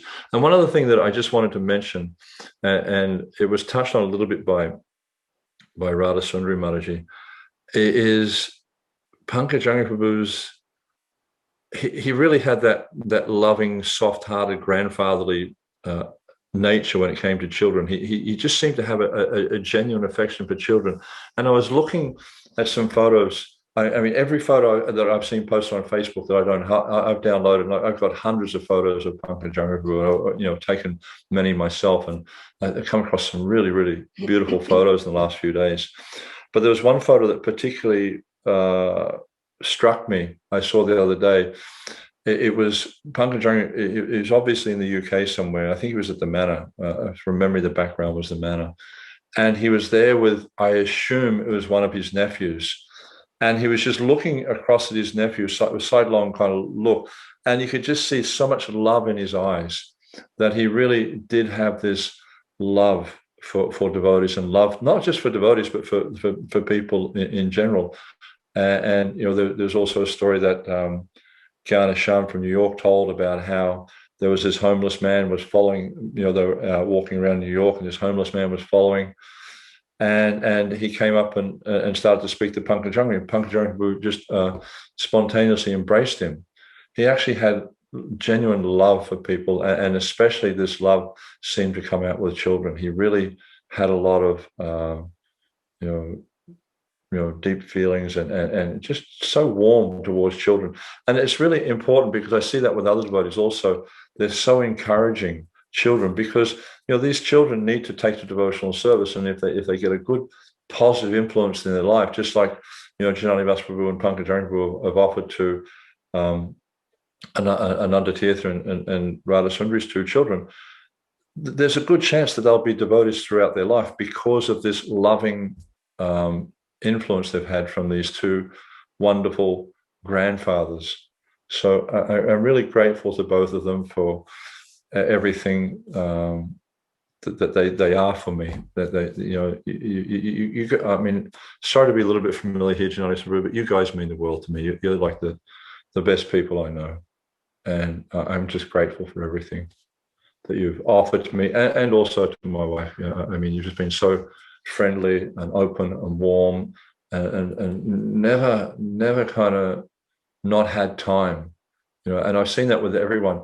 Okay, you've got schedules, you're supposed to do this, you're supposed to do that, but if someone comes to you and they need to talk, you've got all the time in the world for them. And I think this is such an amazing quality. And it just shows me that, you're devoid of passion, because I'm so much in the mode of passion. I'm always looking at my clock and, no, I've got this appointment, I can't wait, and things like that. So, I'm just deeply grateful to both of you, and praying to the Lord that you both still increase. Your effect on me just keeps increasing all the time, because I've learned so much about devotional service from both of you. I've learned so much about deity worship from both of you, and just so much about being a human being from both of you. So my gratitude to both of you. Srila Prabhupada ki jai, Pankajanghri Prabhu ki jai, Janani Prabhu ki jai, Salaveta Bhaktivinoda ki jai.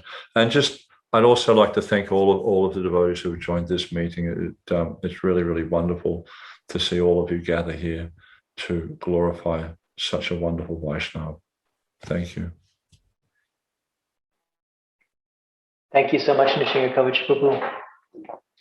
Okay, we have about 7 more devotees who wish to share, and we're trying to close this glorification off within about a couple hours.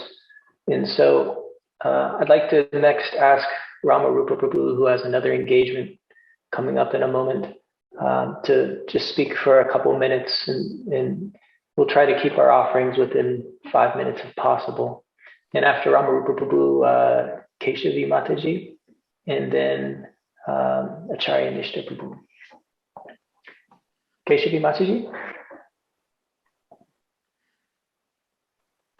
Yes. Hare Krishna. Vancha kalpatarubhyascha kripa sindhubhyeva cha patitanam pavanebhyo vaishnavebhyo namo namaha. Of course, as Radha Sundari Mataji was saying, and Nishinga Kavach Prabhu also emphasized what Pankajanghri Prabhu meant, what Jananivas Prabhu, what they both still mean to us, especially those who grew up here in Mayapur. Even though I came to Mayapur when I was 16 years old, but the first association, of course, I had in the Mayapur Academy, where I was a student that time. And we had so much interaction with him, but being in Gurukul, we had much more interaction. Always we had an opportunity, a festival that we would celebrate with them.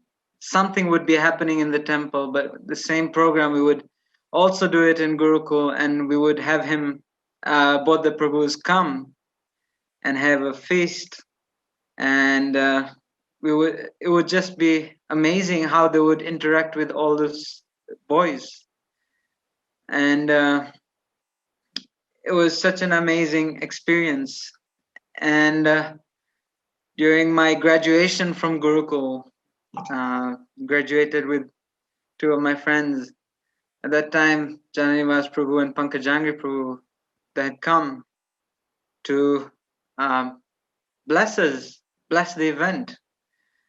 And at the end of the ceremony, they actually gave us instructions and then gave us so much blessings. They gave us, may Radha Madhava, may Mahaprabhu give you the taste of the holy name.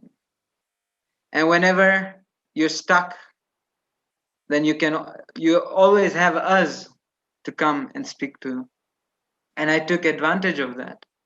After that, I joined the Mayapur Academy, in the management, and I was taking, I always had some service to do for them, always go call Pankajanghri Prabhu, go call Janivas Prabhu to come and teach, or go and get this signed, to get that signed. So always had that interaction with Pankajanghri Prabhu. When I went back to Kenya, that time, at least once a month, I would have some call with Pankajanghri Prabhu, either confirming something, asking something, getting some puja done. And he would always be so merciful to always ask about myself.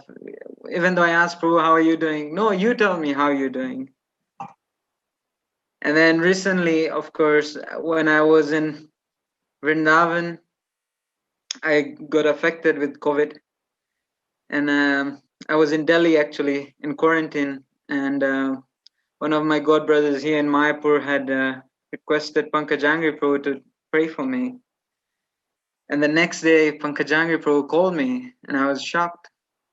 And he said, hey, I heard you're affected with COVID. How are you doing? I'm like, yeah, I'm affected. I have very minimum symptoms, not something major. So, but I'm okay. And so he gave me, don't worry, I have prayed for you and Lord Nrsingadev will protect you. After, when I got better, then I spoke to him again. I'm like, thank you very much. You prayed for me. I've recovered. And but unfortunately, I can't travel back to Kenya because the really bad situation. Our devotees are affected there. So they're advising me not to go. Oh, if it's like that, why don't you come back to Mayapur? Yeah, because that same Nityananda Trayadashi, after so many years, I missed one Nityananda Trayadashi. And so I wanted to do something for Lord Nityananda. So I told him, please offer this Tulsi garland on Nityananda Trayadashi. How much would it cost? I'll pay for it. And he's like, okay, sure. So what request should I give? What is your request? I said, I feel so bad asking for something in return. I just want to do this service in gratitude that I was allowed to come to the Dham. And he said, no, you must ask. This is the best day to ask whatever you want. So I said, okay, Prabhu, since you insisted, then please pray to Lord Nityananda. Tell him to give me eternal residence in Mayapur Dham. And then he reminded me, oh, you remember? You said you wanted eternal shelter in Mayapur? So Sri Krishna has made arrangement and you can come back to Mayapur. But unfortunately, when I came back to Mayapur, he was already affected and he was already leaving for Kolkata. And yeah, I couldn't get in touch with him after that. And of course, that void is always going to remain. And just pray that I may become a sincere servant at his lotus feet, carry on his legacy, his mission, and somehow get an opportunity to continue serving Jananivas Prabhu in any way I can. His Grace Pankajanghri Prabhu Ki Jai. Thank you so much, Ramu Prabhu. Nice to see you after some time. Keshavi Mataji, please share something.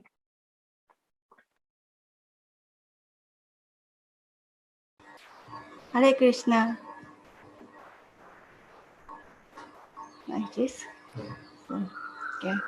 First of all, I would like to thank to Nrsingadev Prabhu, Deity Worship Ministry, for arranging this wonderful memorial for Pankajan Prabhu. Pankajan Prabhu has done so much for the deity worship for entire ISKCON. And deity worship is life and soul for Pankajan Prabhu. So it's very significant that Nrsimhakavacha Prabhu arranged this ceremony for Pankajan Prabhu. So I'm very grateful for that. Mayapur Academy was very much part of his life. He was taking Mayapur Academy very much into his heart. He spent so much time and energy and so much of his life into. When he had Mayapur Academy, he modeled his life, his day's schedule into the Mayapur Academy.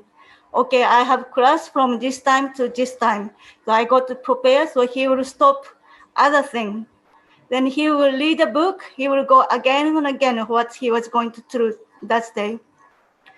Sometimes he has engagement in the evening, but still he will read a book and he will prepare for the next day. So Mayapur Academy was very much of his life.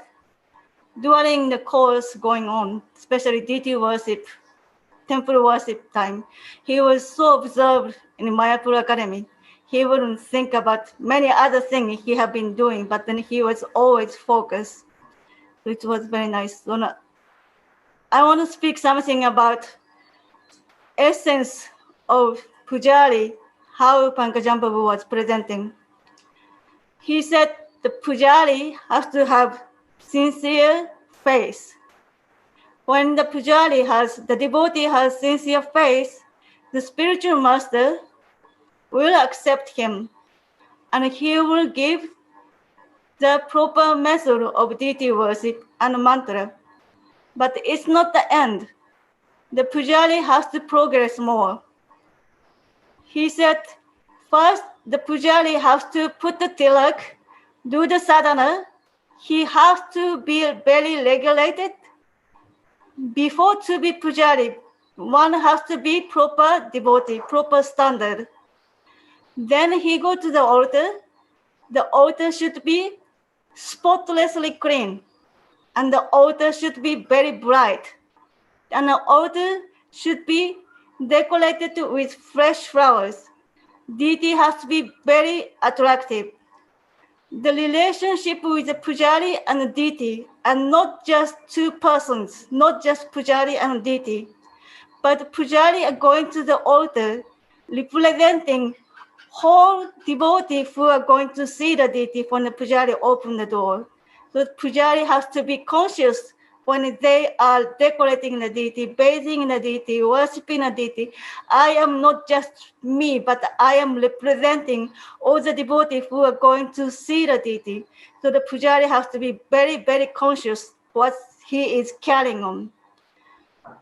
And when he opened the door, he has to know that he is doing as a service for the deity as well as he is connecting the devotee to the deity. And not only that, the deity worship is very much responsible for whole society. Anything happen to the society in ISKCON is related to the deity worship. How much deity worship is well done, that will affect how the society is going on. So the Pujari should be conscious how the devotee is and how the society is. And the Pujari has to be very, very serious and sincere. That's what Pankajan Prabhu said about the essence, how the Pujari should carry. Now I would like to say something more personal. My service was making a deity dress. So in Mayapur Academy, I was teaching the deity dress. So Pankajan Prabhu gave you instruction about the Nrsimhadev dress. He said Nrsimhadev should wear very bright color. He likes red, he likes purple, and he likes golden yellow for Nrsimhadev. And he said, don't put feminine, pastel, flowery, rosy, he pinky, all that. He said Nrsimhadev will not suit to that. And the Nrsimhadev chadar should be lifted in exact height. So I have that camera stand. The camera stand has the thing is extended, going higher and lower. So I said maybe we can use this. so that some dress big, some dress small. He want to sometimes lift a little higher, little lower, so he can adjust that. So he said, okay, we can try. So he took my camera stand. Of course, he will cut, and he put the Nrsimhadev altar, and he made it stay into the Nrsimhadev altar. Then one side was stuck on Nrsimhadev base, and one side can be lift the chadar. So you can see sometimes Nrsimhadev chadar is lifted high and low, so he could adjust the chadar easily. So that is my relationship with the dress for Nrsimhadev. Pankajan Prabhu was very particular about. I would like to say something about Pankajan Prabhu's feeling towards Mayapur Academy's teachers. Of course, to the student, he has very loving relationship, but because this is nice opportunity, so I want to say something you may or you may not know. Kurma Chaitanya Prabhu. I think Kurma Chaitanya Prabhu is here. Yes. Pankajan Prabhu likes Kurma Chaitanya Prabhu so much. Anything happen, he always want to talk about Kurma Chaitanya Prabhu. One time Pankajan Prabhu got a new phone, iPad, and he immediately wanted to try out. And then he said, I'm going to try out. And then I said, okay, so what do you want to do? Immediately Pankajan Prabhu said, I'm going to call Kurma. I said, Kurma Chaitanya Prabhu, you want to say something or you have something important that you have to convey a message? And Pankajan Prabhu said, I like Kurma. I just want to talk to him. And he started type Kurma Chaitanya's name. And then on the other side, Kurma Chaitanya Prabhu took the phone. And then probably he thought maybe something important thing or something.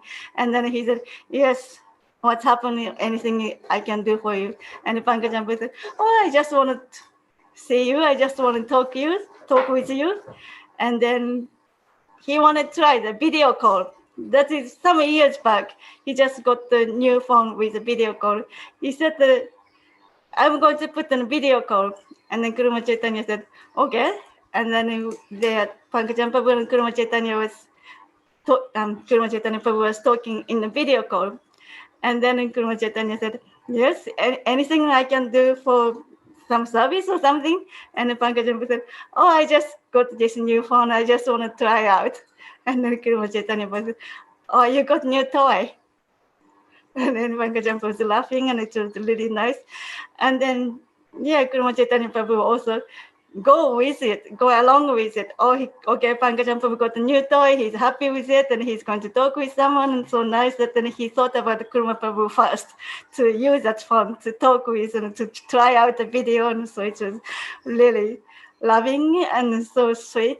I thought maybe you may not know, but then from Pankajan Prabhu's point of view, first person he thought was Kurma Chaitanya Prabhu. So that was so sweet. So, and last thing I want to say about Pankajan Prabhu, he really liked one thing, which something so special and something doesn't happen so often. Jananibas Prabhu is there in the chat? I think he's signed off at this point. Signed out. Okay. Even he is not listening, I want to share with other devotees who are listening. Something Jananibas Prabhu's life with Pankajan Prabhu. Usually Jananibas Prabhu lead, he walk in front, and Pankajan Prabhu follow behind and support Jananibas Prabhu. But then sometimes there is such an occasion, Jananibas Prabhu miss Pankajan Prabhu. Pankajan Prabhu really like the feeling Jananibas Prabhu going through when Pankajan Prabhu is not there with Jananibas Prabhu. One time Pankajan Prabhu has to go to somewhere for the visa, maybe Switzerland or maybe Europe somewhere. So he was not there. And then that night, Jananibas Prabhu was thinking, that's great. Jananibas Prabhu was thinking, Pankajan Prabhu is not here, so not so many people will come to visit. Pankajan Prabhu is there. So many people constantly coming to visit. The room is so busy, always full of people. I cannot take less. Now Pankajan Prabhu is not here. I can take less. It will be very quiet. But that day was finished, and next morning, when Janani Basu woke up, first thing what he thought was, oh, Pankajan Prabhu is not here. He was so sad. Pankajan Prabhu is always with me, always here, but he's not here. So he was feeling very sad, feeling of vacancy. Then after some months, Pankajan Prabhu came back. I told Pankajan Prabhu what Janani Basu said. And then Pankajan Prabhu was really happy to hear that. He was smiling like from ear to ear, and then he said, wow, that is my great fortune that Janani Basu Prabhu is thinking about me like that. This is my perfection. So that is very sweet. And I thought maybe Janani Basu may not know, but then Pankajan Prabhu was feeling in that way.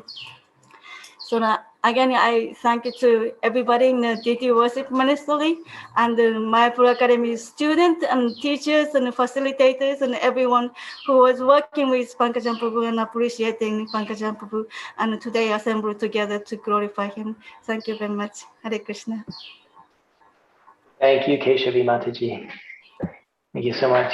It's nice to see the Mayapur Bhaktis. We didn't make it there this time around, obviously, so it's nice to see some of you this time. Acharya Nishta Prabhu.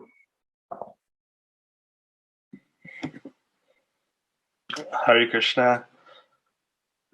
Thank you, Nisringa Kavacha Prabhu and Jayananda for facilitating. It was my great fortune to join Mayapur Academy because of Nisringa Kavacha Prabhu's mercy, allowing me to come and serve there, as well as Janani Vas and Pankajanghri Prabhu's. And I'll be very short because I know we're running very long, but something that Nisringa Kavacha mentioned that I can only bring up time and time again is how much time that the Prabhus would spend with us, especially in the administrative side. I'd have to run to their office and sit down and talk with Pankajanghri Prabhu about scheduling and sometimes about finances. And he always just seemed to be able to sit there and talk with me and really wanted to make the best effort to make sure that Mayapur Academy was as first class as we know it is. But I would be there sometimes and so many devotees would come and they would want to show Pankajanghri Prabhu or Janani Vas Prabhu something that they wanted to give the deities, and they were always so accepting and made so much time, for all the devotees that wanted to come and visit, and really wanted to make sure that Mayapur was a home for all the Srila Prabhupada's family.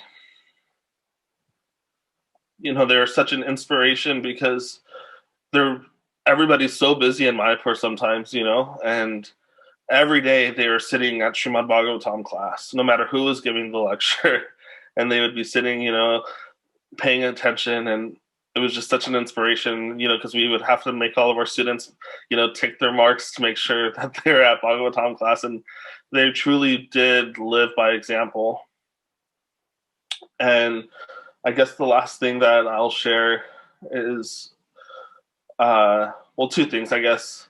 I remember I would be on the altar addressing Lord Nityananda, and sometimes Pankajanghri Prabhu would sneak his head into the door of the Pujari room, and our Janani Vas Prabhu and Pankajanghri Prabhu would come onto the altar and watch the Pujari's dressing. And I'd be thinking in my mind, trying to focus on the deity, but thinking, who am I to be touching Lord Nityananda with these two pure souls here standing right before them? And then I remember one of my last days in Mayapur, I was talking to Pankajanghri Prabhu, standing in front of Panchatattva. And at that time, I didn't know that I was going to be staying in the U.S.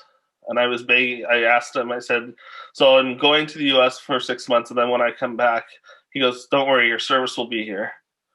And I pray that that's an eternal blessing, that my service will always be in Mayapur. So, thank you. Pankajanghri Prabhu ki jai. Srila Prabhupada. Thank you so much, Acharya Nishta Prabhu. It's wonderful to see you after some time. So next we have Ananda Leela Mataji. Please share something. Hare Krishna. As many of us shared, my first encounter with both the brothers, transcendental twins, was when I came to Mayapur to do the course. And soon after that, it was a privilege, honor to see them every single day in the temple for the daily worship, the artis, parikrams, classes, and so on. Even just walking on the street, just we pass by.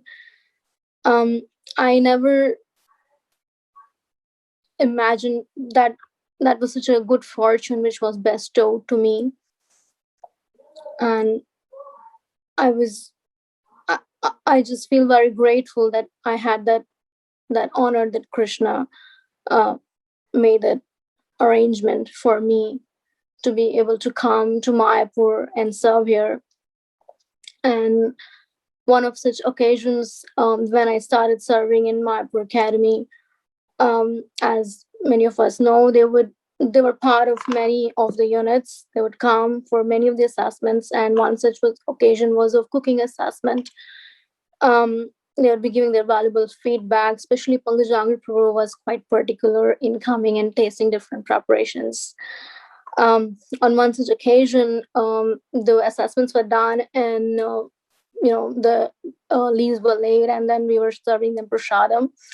I was serving him, and then he looked at me, and then he said, "Don't you tell your students that it's not nice that the whole spices they stay in the preparation when you're going to be serving the Lord."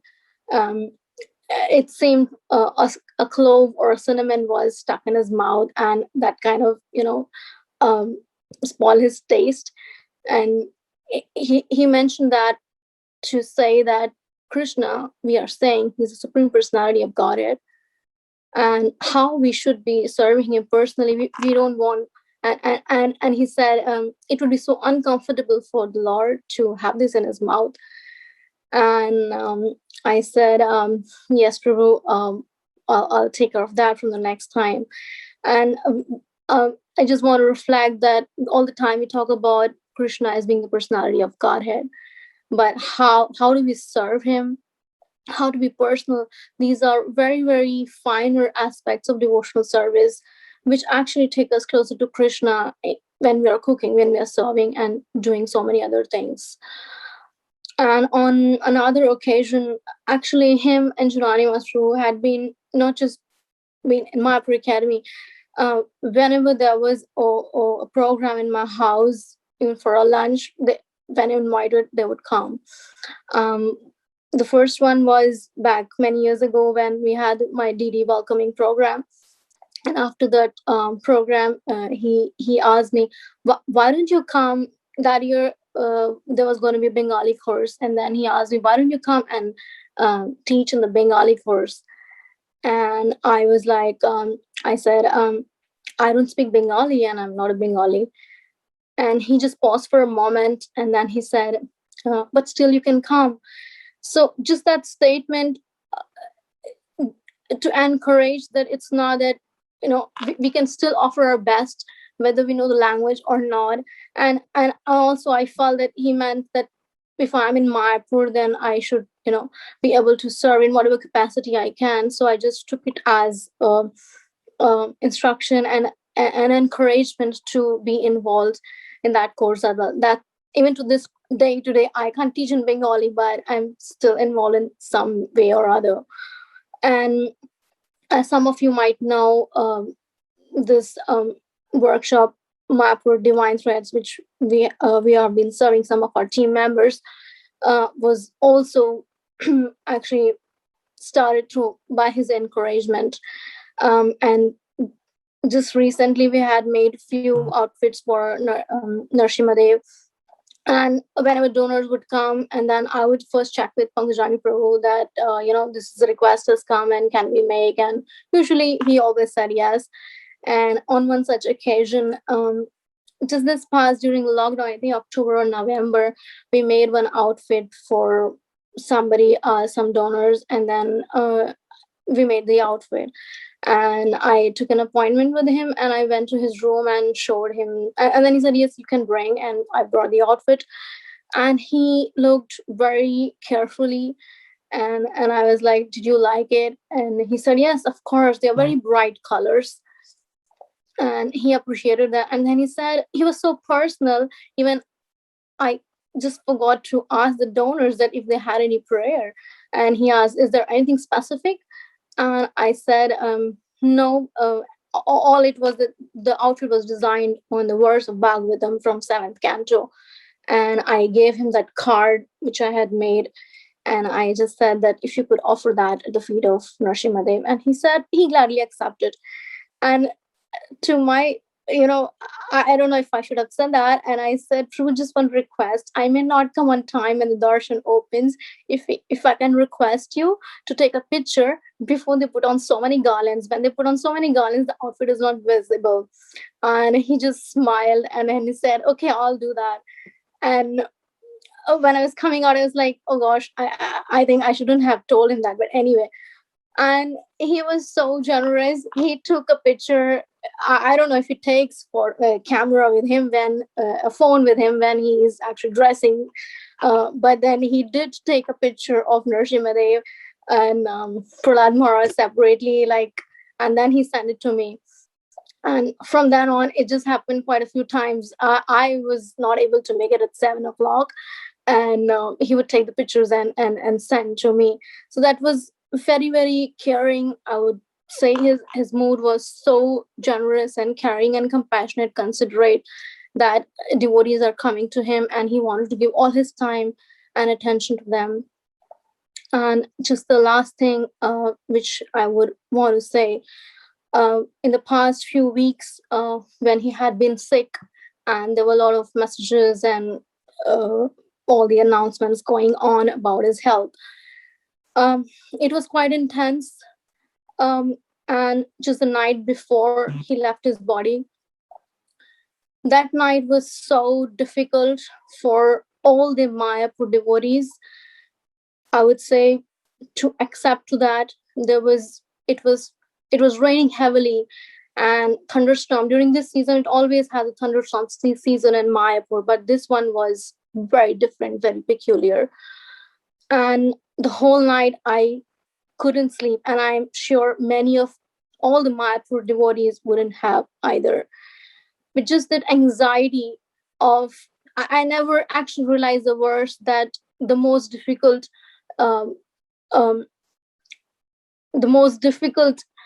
thing to take is to separation of a devotee. I never felt that. I never realized that only until that night. Hails was hitting my window pane, and each time it would hit, it was like a big kind of a thing. Oh, and I would check my message on my phone. I was constantly messaging my husband that what, and somehow that night passed. It was so intense and so dark and so much anxious that night. In the morning, my husband stayed the whole night over there, and then he came in the morning 5:30, and then still he was not well. His saturation was low, and but then the sun shone and it was quite bright, and I had a hope. Yeah, I mean, maybe the night has gone now. He'll be all right. And that afternoon, we just past noon, we got the news that he has left the body. It was very devastating to accept to that. And after that whole series of events that day, when I was walking back home, it was very dark near the Samadhi. Everything was quiet, as if like after a big thunderstorm, everything has like been quiet. The air was so thick and intense. And to me, just felt that the whole Mayapur has lost. They didn't know what to do, because it's not he has just touched someone or this one or that one. I could see each and every devotee, even from the kids.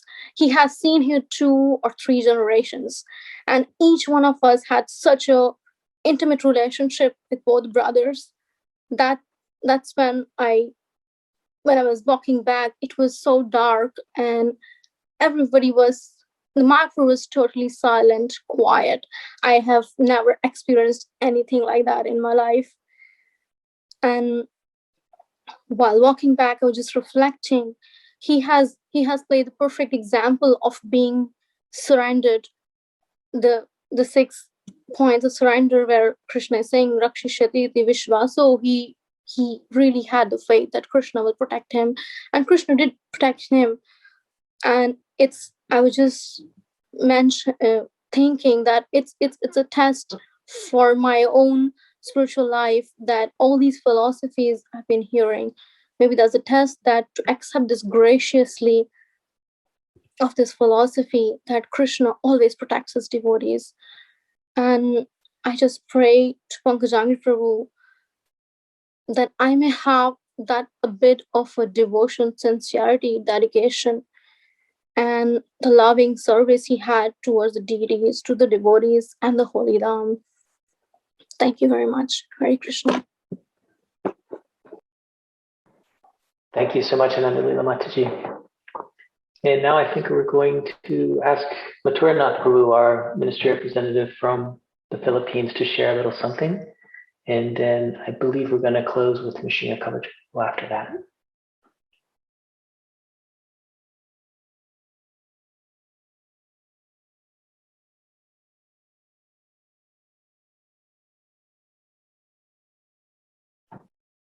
Mathuranath Prabhu, are you there?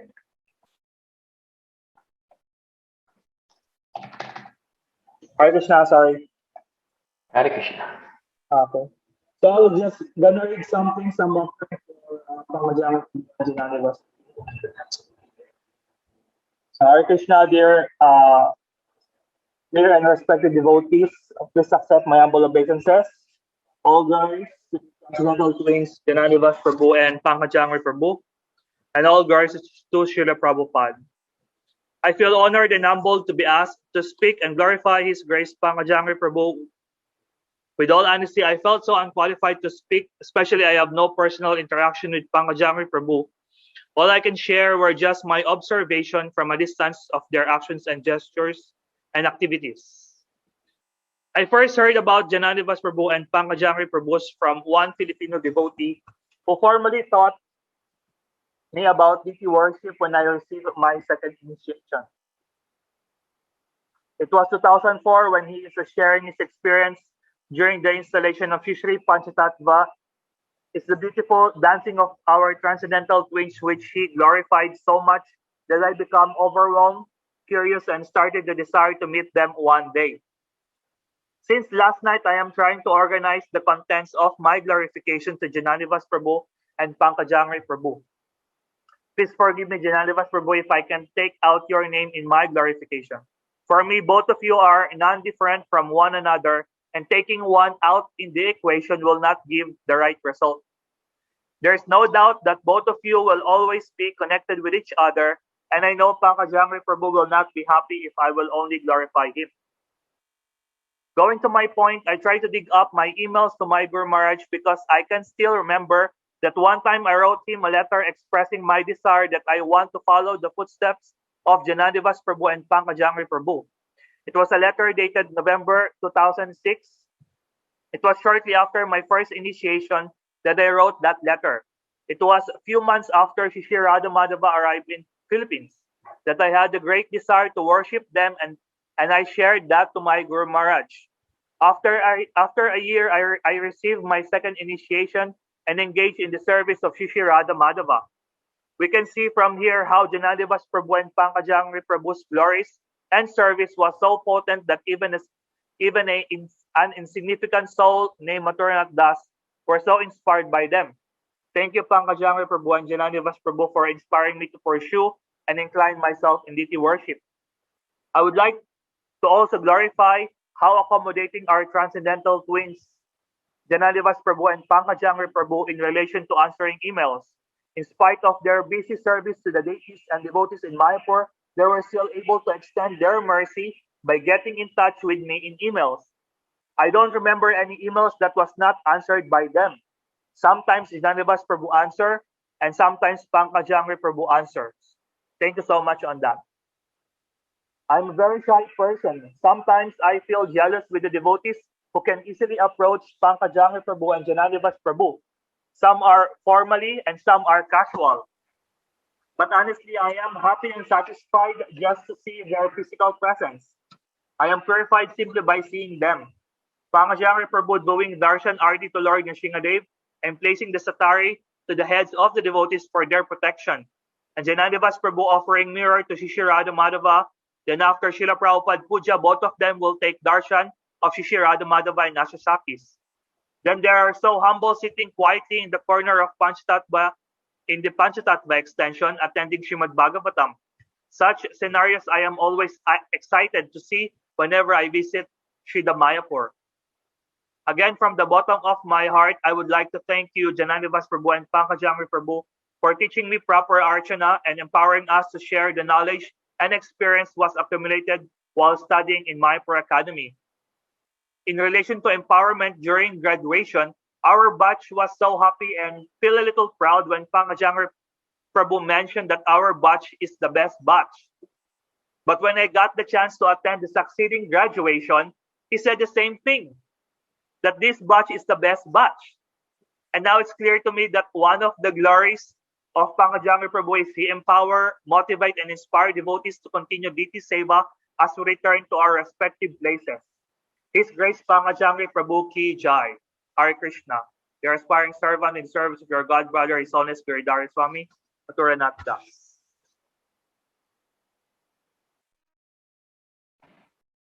Thank you so much, Mathuranath Prabhu. Srikamacha Prabhu, would you like to share some concluding words? Yeah, I'd like to just offer my deepest appreciation to everyone for participating in this event, and also for all the devotees watching on Facebook.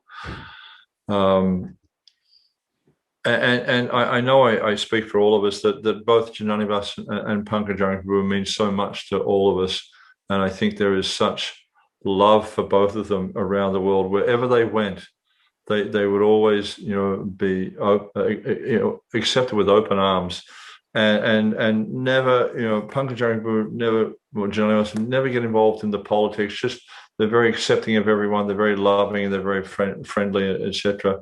And so, it's really nice that we could come together like this. This is the fourth event actually that I've been part of, glorifying Pankajanghri Prabhu. And it's just really nice that we can all come together and just hear about the glories of such a wonderful Vaishnava.